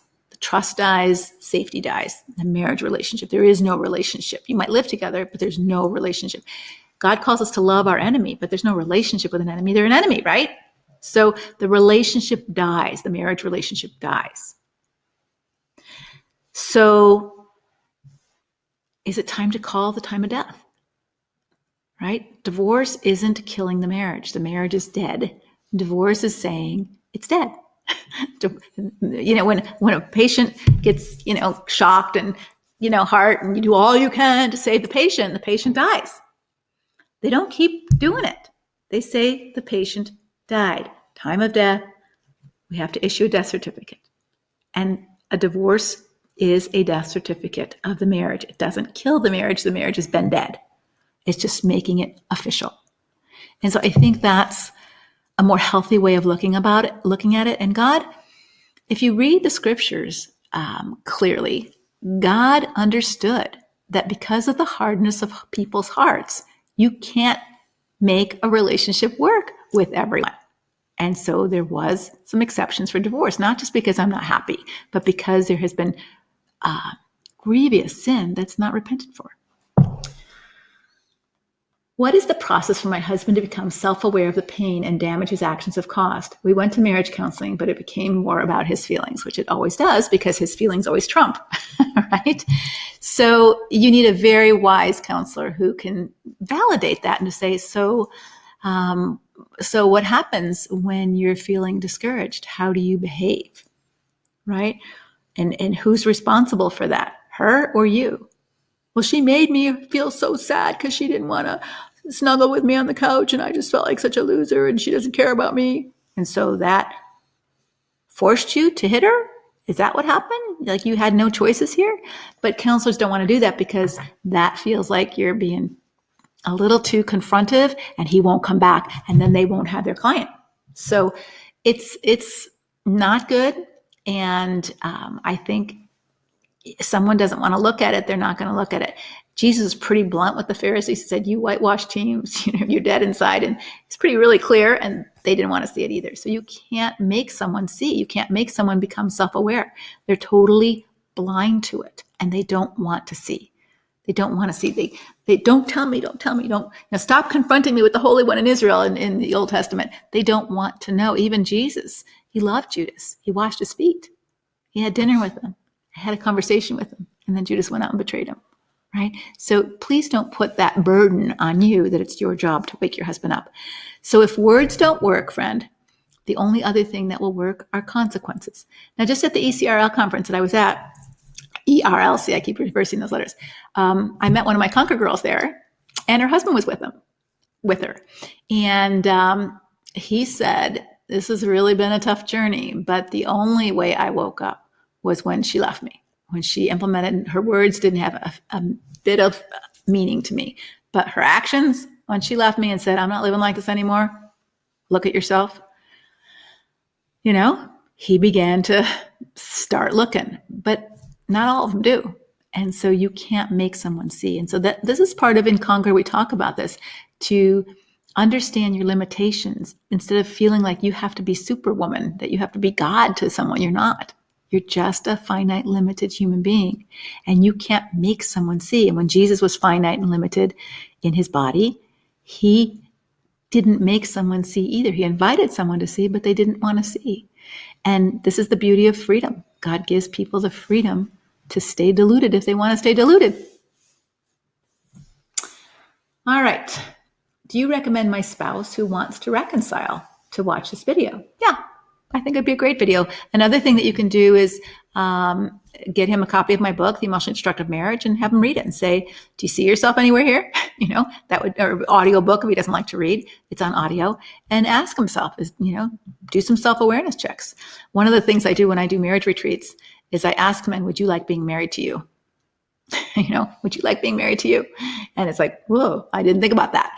And so, would you like that? And so I think this could be helpful for him to see what his steps are.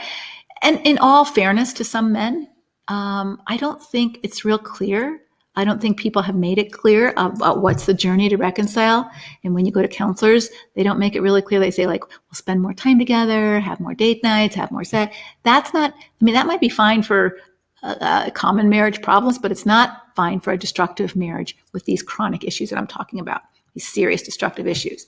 And so when you try to do that and nothing's been fixed underneath, it just feels like whitewash over moldy paint. It's not going to help. It's not going to heal. It might make it, like I said, you paint the bedroom walls, but you didn't fix the crack in the foundation. It doesn't fix the marriage like you need to. But I don't think, in all honesty, most men, even women, you don't know what to do. You don't know what to do. And even when you go to counseling, you don't know what to say, even to the counselor, to help them help you in the right way. You complain about your wife. She doesn't understand me. She's being so tough. She doesn't forgive. And that's where they're going to counseling. And that's what they're saying. And the counselor doesn't know any different. So they're saying, oh, you poor guy, you deserve better than that. And it's just going nowhere. So we really need to train our leaders on how to do this better. But how you do this is for you to not participate, and you stick up for yourself and say, no, this needs to be addressed first.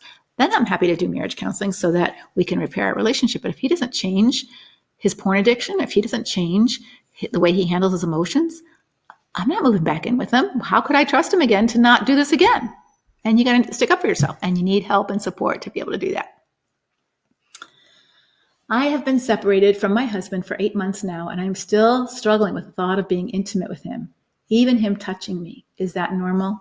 Yes, it's very normal. It's like having your enemy touch you. Why would you want that, right? So when someone has harmed you, you don't want to kiss them. You don't want to be around them. That's why it's so hard when marriage counselors don't address this very real problem for women. They don't want to be around. So then they feel used and abused because oftentimes they're scolded, like you have to just give you're married, you got to have sex.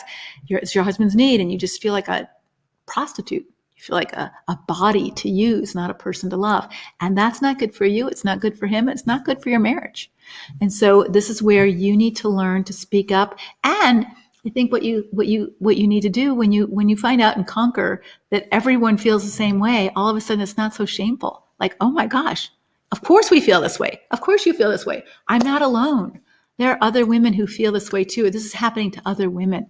And it's really, really therapeutic and very, very helpful to know that you're not alone and you have someone to walk through this with. All right.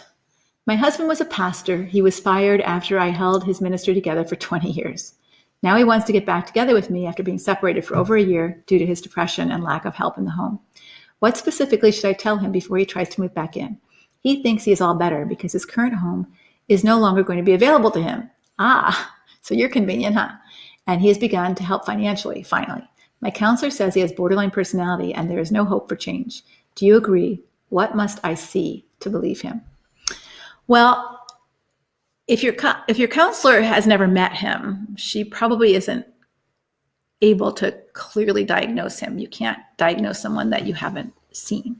But if he does have borderline personality disorder, you probably have read the book Walking on Eggshells, which is a classic for people who are in relationship with people with that disorder.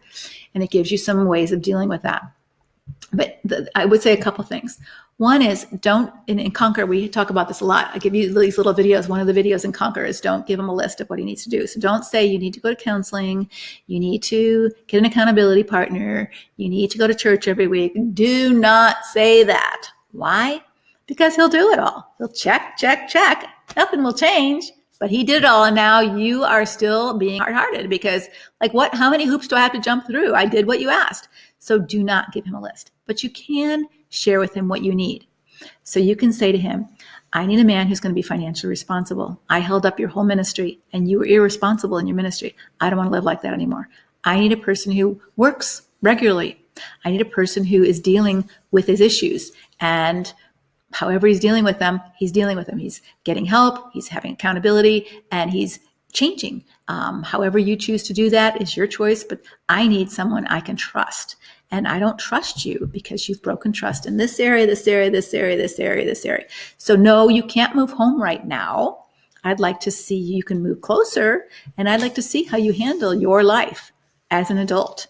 And see if you pay your bills and see if you manage your home and see if you treat me nice and say no to him. He can't move home just because he's losing his other house. That's what he sounds like. He's a very dependent man, as well as maybe borderline. I don't know, but he sounds like he's dependent and he's never had to do it himself. And so he's not fully an adult.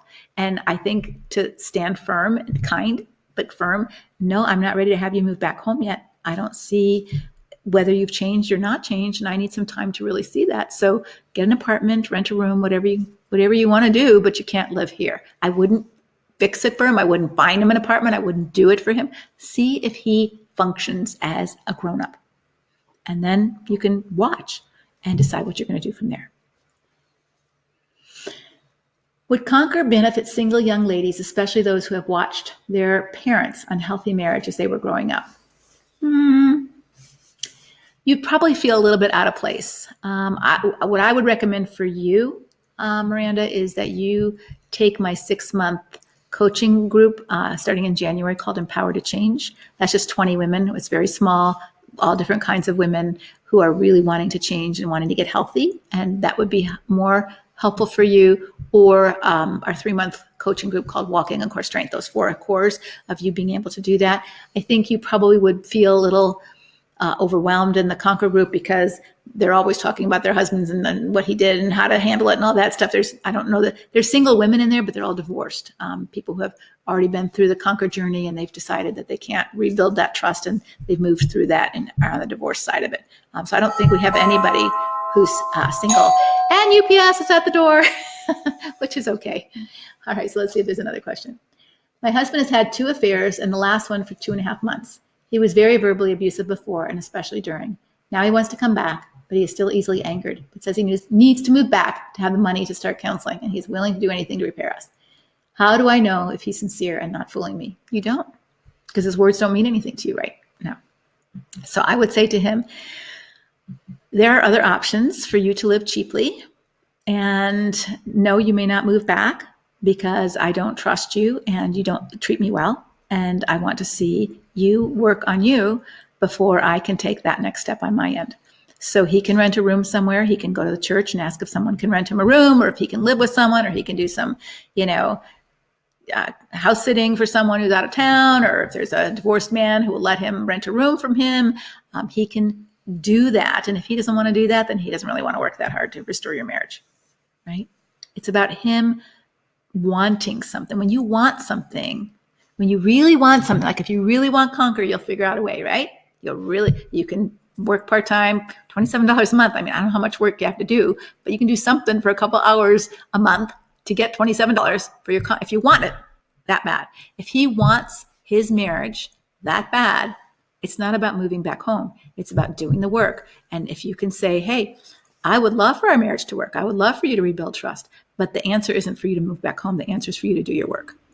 So I want to see you do it, and leave it at that, and let him, because it's easy to say all the charming things in order to get back home and not really want to do the work. There's enough damage done already. Why go around the same mulberry bush again? What if I do not do Facebook? So if you don't do Facebook, that is your choice. I think you're going to miss a big portion of the support that you would feel in Conquer, but you still get access to all the videos. You get all the phone calls that you can do. And my assistants are there to help you learn how to do Facebook. And what a lot of Conquer women do who are afraid of Facebook, they don't want to get on it because they don't want to be recognized. They might be a well-known person or those kind of things. You can join Facebook under a fictitious name. So you see a lot of people in Conquer that call themselves, Free to Be Me, or, Joyful Journey, or Hope for Joy, or whatever they call themselves. And you don't know their real name, and they just join Facebook. You just need to get an email. My secretary, or my office manager will help you do all that. And her name is Martha, and she sets that all up. Even on when you first join Conquer, there's a video on how to do that. If you don't want to join Facebook under your name, you can join Facebook under a fictitious name. You just have to let us know who you are. And, we won't let you join Conquer under the Facebook if we don't know who you are. So we have to know that you're using a fictitious name. And so you have to join Conquer, let us know who you are, what name you're going to use, and then we'll coordinate all that. But we'll help all that set up. So I think Conquer's the Facebook page is a great support. My goal is that sooner or later, I'm going to move the entire Conquer membership off of Facebook, because Facebook is changing too. And so I'm hoping there's a new membership site being tweaked right now that I may switch my entire membership site to, so that it's all on this, but there's still some technology involved. So I would encourage you, if you think this is going to be good for you, that you join. That you listen to the phone calls, you watch the videos, and then you think about joining Facebook under a fictitious name if that's what you're uncomfortable about. Maybe you're just uncomfortable with Facebook and technology, and you can get some help with that if you really want to join Conquer. All right, Mary wants to say, my husband is covert and very passive aggressive. He refuses to talk or take responsibility. He's a porn addict. I can't get anywhere with him. Married 47 years, living like polite roommates. Yeah. So how's it going? You don't want to do that anymore. So what does that mean for you? So I think this is where you decide. And I don't want you to decide tonight because maybe you don't have enough information to decide. But you have three choices. Live like you've always lived and get what you always get. Or decide, you know what? I've been married 47 years. I don't think I want to move. This is my home. My grandkids love this home. I love my grandkids coming over and cooking, baking together. We plant flowers in the yard. We have summers on the lake. Whatever you do that makes your family, all right? And I am going to stop expecting my husband to be any different than he is. This is who he is. And so I'm going to learn to stay well and detach from wanting him to do anything different than he does. I'm going to live my life. So we live like roommates. You live like roommates, but you live differently inside, right? It might be the same on the outside, but inside, you stop wanting it different. You accept that it is the way it is, just like if you were a widow, and you make your life. Make your life as wonderful and robust as you can. That's called staying well. Or can't do that. I'm just too angry. I'm too bitter. I'm too scared. I'm not safe. I can't do it that way. And then you have to make a plan to leave well. And what does that look like? Because living like this, is this what God wants? All right. So either you make peace with it and you live respectfully as roommates and enjoy your life, enjoy the benefits of living in that place without expectations that your husband's going to be any different, and educate yourself and get yourself strong on his covert, passive aggressive things so they don't affect you like they do right now. And we talk all about how to do that in Conquer. All right. After 2 years of separation and no contact outside of our joint counseling, we are beginning to spend extended time together. Should we have an agenda for our time or just try to get reacquainted? The first time seemed like old times, but I need more. Boy, Vicki, I'd give it a lot of time before you officially do any kind of reconciliation. I'm not sure why you separated or why what you're working on in counseling or how that's gone. Has he really done his work of whatever caused separation? So, with no contact, that seems like it was pretty serious. If you had no contact for 2 years just in the counseling office, I'd be concerned that the carrot. So here's the danger in the carrot being the marriage. When the carrot is the marriage, I shared in the morning group that 10 years ago when I had my 40th high school class reunion, I went on a diet and I lost 10 or 15 pounds because I wanted to look better. I wanted to fit into a cute dress that I had that I grew out of, and I wanted to fit into it again. So I lost my weight and I went to my class reunion, had a great time. And then as soon as I came home, I just started eating like I always ate and put the 10 pounds back on, couldn't fit into the dress again. Because my motivation wasn't to eat healthy. My motivation was to get to the reunion, look good. And then I didn't have patterns come back because it's not like I'm really committed. Like now I've changed my eating habits and I've lost the weight and I've kept it off for 2 years because I don't want to eat that way anymore. I just don't want to eat that way anymore. It's not about losing the weight for a special occasion. It's about not wanting to eat that way anymore. So there was something inside that changed. And I think that's what we're looking for with these men. It's not about saving my marriage. It's about becoming the man that God calls me to become. And if I become that, of course my marriage will be repaired. Or sometimes it's not, because there's been so much damage done. And I want you guys to get yourself off the guilt trip that sometimes your husbands have done so much damage that you will never trust them again, right? You will never trust them again. I think that's one of the reasons Jesus is really clear that adultery is grounds for divorce, because that trust is so broken when there's adultery that some people cannot rebuild the trust. And that's not a mark on your spirit. If your husband or your brother sexually abused your children, you might not ever trust him to be with your children again. Even if he truly does change, even if he truly is repentant, you would be crazy to trust him to babysit your children again. It would be wrong of you to do that, right? Or if someone,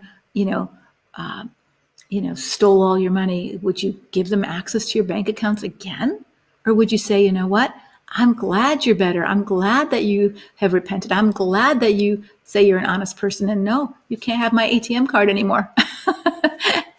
that privilege is gone. That's the consequence. This time, this side of heaven, this is the consequence for broken trust. And I can't rebuild trust. I'll never trust you again.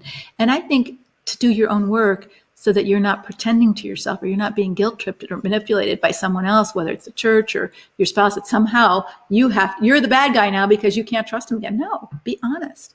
If you can't trust him again, be honest with him so that he knows and you know. I don't think I'll ever be able to trust you again. I don't think I'll ever want to kiss you again. I don't think I ever want to be with you again because of what you've done. And that's not scolding or shaming. That's just being honest. And I'm not ready. I don't want to. I don't trust you. And I don't know if you'll ever rebuild my trust. And I think that's part of where we have to learn to be authentic and real with where we are instead of trying to be the perfect wife. And then we're pretending and lying. And maybe we're being passive aggressive in some ways too then, right? So this is what we learn in Conquer. If you want to apply for a scholarship, there is a link in the feed. So apply for them. We're giving 10 full scholarships, 1-year scholarships to Conquer. We gave 10 in the first session. We'll give 10 more because I know there's those of you who would really like to be a part of this group and you don't know how to make it work for you. So we want to help you. We want to help any woman who needs to be in Conquer to be in Conquer. When are you going to design a recovery program for those women who are already divorced with no desire to reconcile with an abusive spouse? I don't know that I'm going to design one. My good friend Georgia is designing one, and I think some of the Conquer women have been in it. So she's calling Rebuilding Your Life After Divorce. I think it's called Rebuild. So I'm not sure that I need to. I think there is one out there that's pretty good. So you might want to check out what Georgia's doing, Georgia Schaefer, Schaffer. Let's see. What is your advice on the best way a lady can keep her emotions in control? Well, the best way that you can keep your emotions in control is to take my course, Walking in Core Strength, because we do that. And again, when you're in Conquer, you get first dibs on those courses. We're doing that right now. But let me just give you a couple tips. One is we live in a feeling culture that lets emotions rule. We see the result of that. Children don't know how to control themselves. Everybody's having meltdowns. Even college kids who are supposed to be close to adulthood can't manage emotions. Every little ding, I can't handle it. I'm going to fragile. I need a day off. We're very fragile and we can't cope with life emotionally. We're impatient, we're explosive, we're angry. We see it all over the news, and it's terrifying what our culture is turning into. And it comes from this underlying belief that feelings are our best indicators of where our true north lies. So therefore, if I feel something strongly, to not act on it would be irresponsible and it wouldn't be authentic. And that's just a lie. That's a lie. We feel lots of feelings that we shouldn't act on, and we don't even like that we have. If you feel hatred towards someone as a Christian, there's a conflict inside of you because on one hand, you're aware that you feel hatred, but on the other hand, you don't want to feel hatred, right? So what's the part of you that doesn't want to feel that hatred? So there's a part of you that wants to be a good mom, right? All of you want to be a good mom if you have children. And there's a part of you that, unlike your kids some days, feel real loving, right? So which one do you listen to? Do you listen to your feelings or do you listen to your virtues? And so one thing I would say to you is identify what your virtues are. What are your values and your virtues? Who are you? All right. So I might feel like lying sometimes, or I might even feel like stealing sometimes because it's so obviously easy in a dressing room that you can just put on clothes and put other clothes over it and just walk out, but I would never do that. Why wouldn't I do that? Because I don't want to be a thief. Do I ever feel like being ugly with my temper? Sometimes I have a temper, but I don't want to be that kind of person. And so which side of me gets to make the decision about how I behave, my feeling side or my virtue side, right? And we live in a feeling side culture. We've lost all virtues and all character development in our schooling and our teaching our children that we don't act that way. We don't act that way even when you feel that because of who you are. We don't do that. That's not who we are. I don't cheat on my spouse even though I'm tempted. I don't do that. That's not who I am. I would feel ashamed of myself. I don't beat my kid even though I might feel like it. Why? Because that's not who I am. So this is what you learn in core, is really developing your virtues and your identity so that your feelings don't get the best of you. You have feelings. Your feelings don't have you. All right. My husband is a pastor. I have been living in a destructive marriage for 24 years. There's so many of you out there, and that's why you need Conquer, because you can't tell people in your church. He has used all the power wheel abuse strategies. I have separated from him 3 times, 1 time for a year. My question is it okay to divorce him at this point? For a long time, God told me to wait, but now I can't do it anymore. My husband does not see his problem and doesn't want to know. Should I divorce, or am I supposed to meet? I'm supposed to meet with a lawyer on Thursday. First of all, Lori, I so appreciate that you would trust me with such an important decision. When you don't know me and I don't know your situation. Now, you might know me a whole lot better than I know you, but I don't know other than this one paragraph. So I would never presume to give you such advice. But what I would say is that I think you have permission to divorce, that there isn't a reason why you can't, but you have to decide whether or not you go there. I think you have waited, you have prayed, you have given God, your heart. You've asked your husband to look at things. He doesn't want to. You can't make a relationship work all by yourself. So do you call the patient dead? Is it time to call time of death? 2 years ago, I'm filing a divorce. I can't answer that for you. And do not, any of you listening to this, give other people the power to make your decisions. You're an adult now. You have to take responsibility for making your decisions because you're the only one who has to live with the consequences. I don't have to live with the consequences. And this is what makes me so mad. When churches, I was talking to somebody this weekend at the ERCL conference, and she was trying to say to me, well, why don't they just separate? People can just separate. They can stay separate. I said, so you're the church pastor and you tell a couple, a woman, you're not allowed to divorce biblically, but you can separate, just stay separated. So are you willing then to also pay for her bills and her retirement when her husband squanders all that money because she hasn't availed herself of the laws of the land to protect herself because she's separated? And so they're still married, so he can take all of his retirement, all of their retirement, all of family money, he can sell the house, he can do whatever he wants to do. And there's no legal teeth anywhere until she says, I'm not willing to be married to him anymore, through the legal arm of the law that God has given to protect her. Is the church willing to pay her bills, give her kids college money, put her money in retirement? If they're willing to do that in order to hold to those convictions, or is she got to make that decision? Is her safety, whether it's financial, spiritual, sexual, emotional, or physical, is her safety important to God? And I believe it is.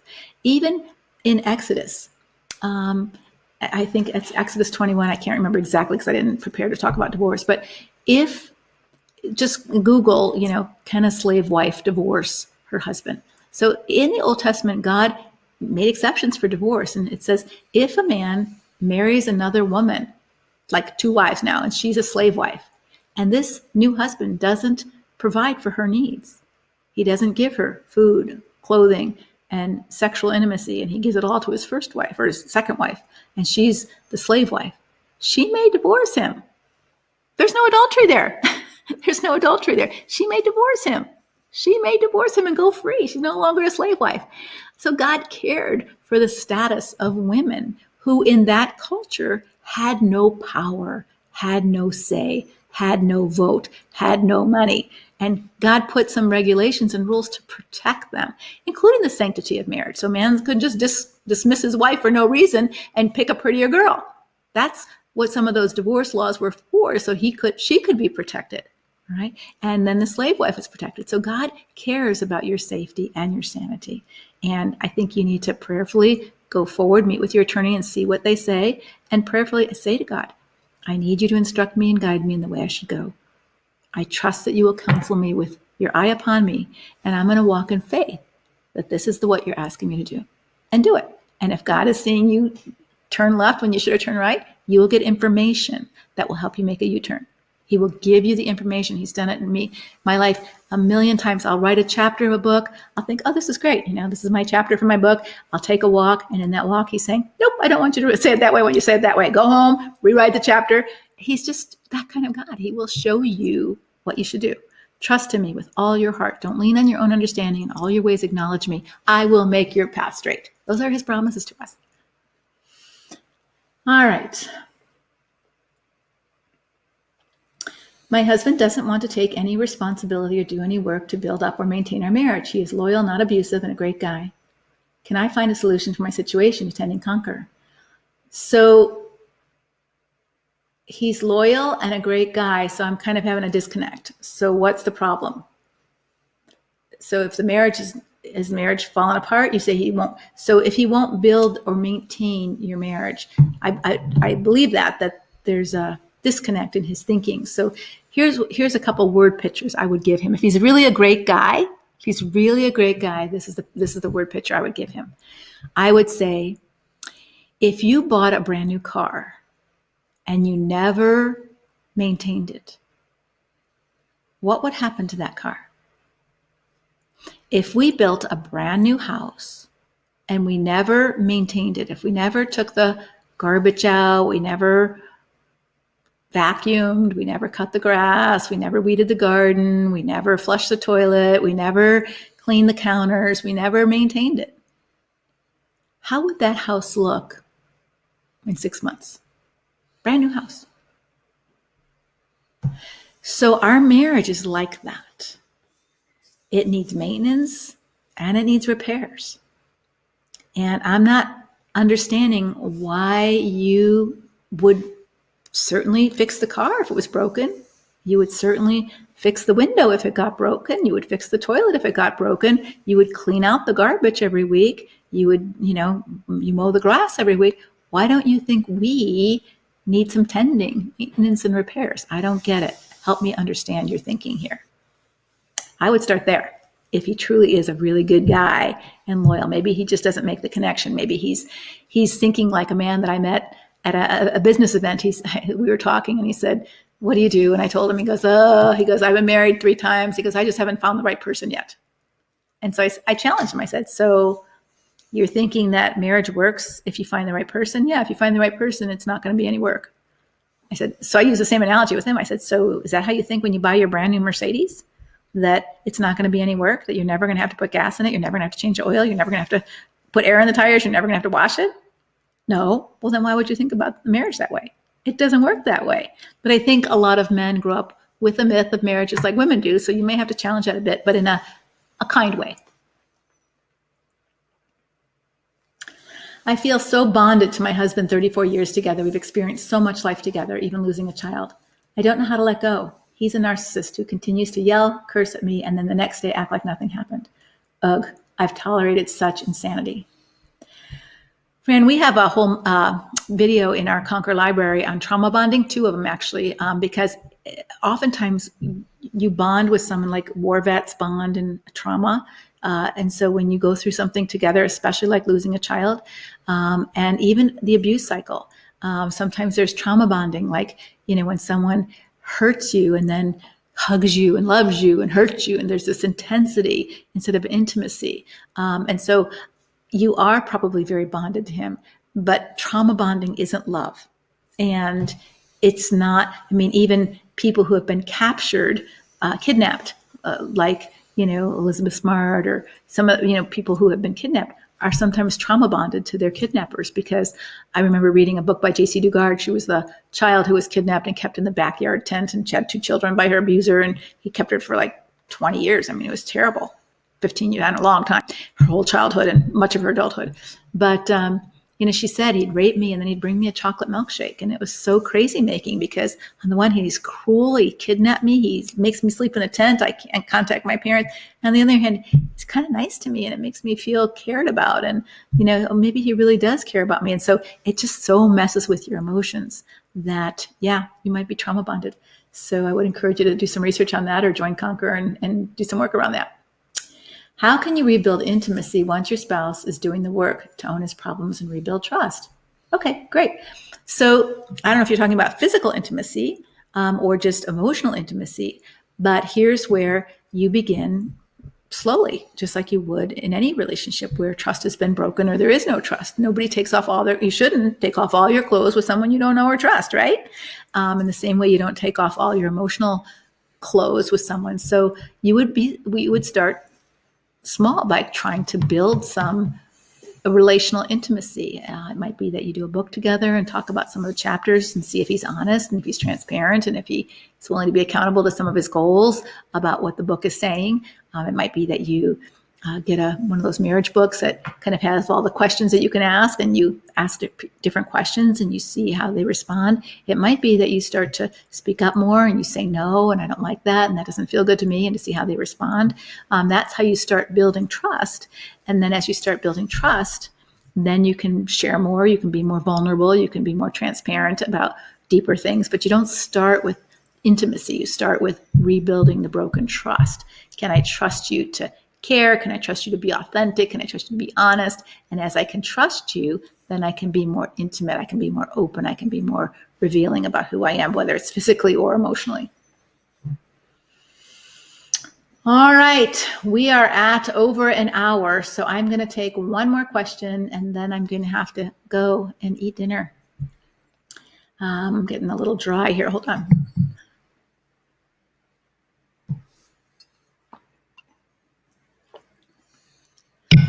Holly wants to know, what are healthy consequences? My husband has hurt me by verbal and emotional abuse, so being physical is hard for me. But when I don't give him that affection, he gets more upset. So I think this is where we need to be really, really honest with our husband in a kind, compassionate way. So that's that core strength. I'm going to be responsible for myself and respectful toward others. I'm going to be empathetic and compassionate without enabling. I would say to him, I don't know you well enough to put words in your mouth, Holly, but if I were you, from what you've told me, this is what I would say, something like, when I married you, I was madly in love with you, and I loved being affectionate with you, and having, relations with you was no problem. I felt like we really clicked and this was wonderful. But when you call me, and I would use the words he calls you, whatever emotional abuse he does, when you call me stupid and ignorant, and when you say that I'm fat, and you hate that my breasts sag, and when you tell me that I'm incompetent and I'm a bad mother, I don't want to be near you. I don't want to kiss you. It's really hard for me, and I'm so sorry that hurts your feelings. But I'm not saying this to hurt your feelings. I'm saying this to repair our marriage, that I can't give you what you need when you treat me like that. I would like to be able to be affectionate with you. I would like to have those old feelings back, but I can't do that when you treat me like I'm a piece of garbage. I can't do it. And you're just going to be honest. And if I do it, I feel like a fraud. I feel like a fake. I can't do that just so that you feel better when you have treated me like I'm nobody and that you could care less about who I am. Why would I want to kiss somebody who treats me that way? Why would I want to hug somebody who treats me like I'm a piece of trash?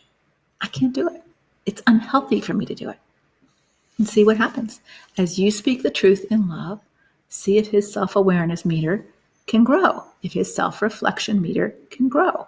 If you want affection from me, you're going to have to stop treating me like that, because I can't do it. See what happens. All right, so I would encourage you to check out the Conquer page. Read what Conquer does. There's some videos of women's testimonies from Conquer in there. Check out the sales page and read it so that you can see all the wonderful things that you get from Conquer. And I hope to see you on the phone call on Thursday. All right, God bless. Good night. Bye-bye.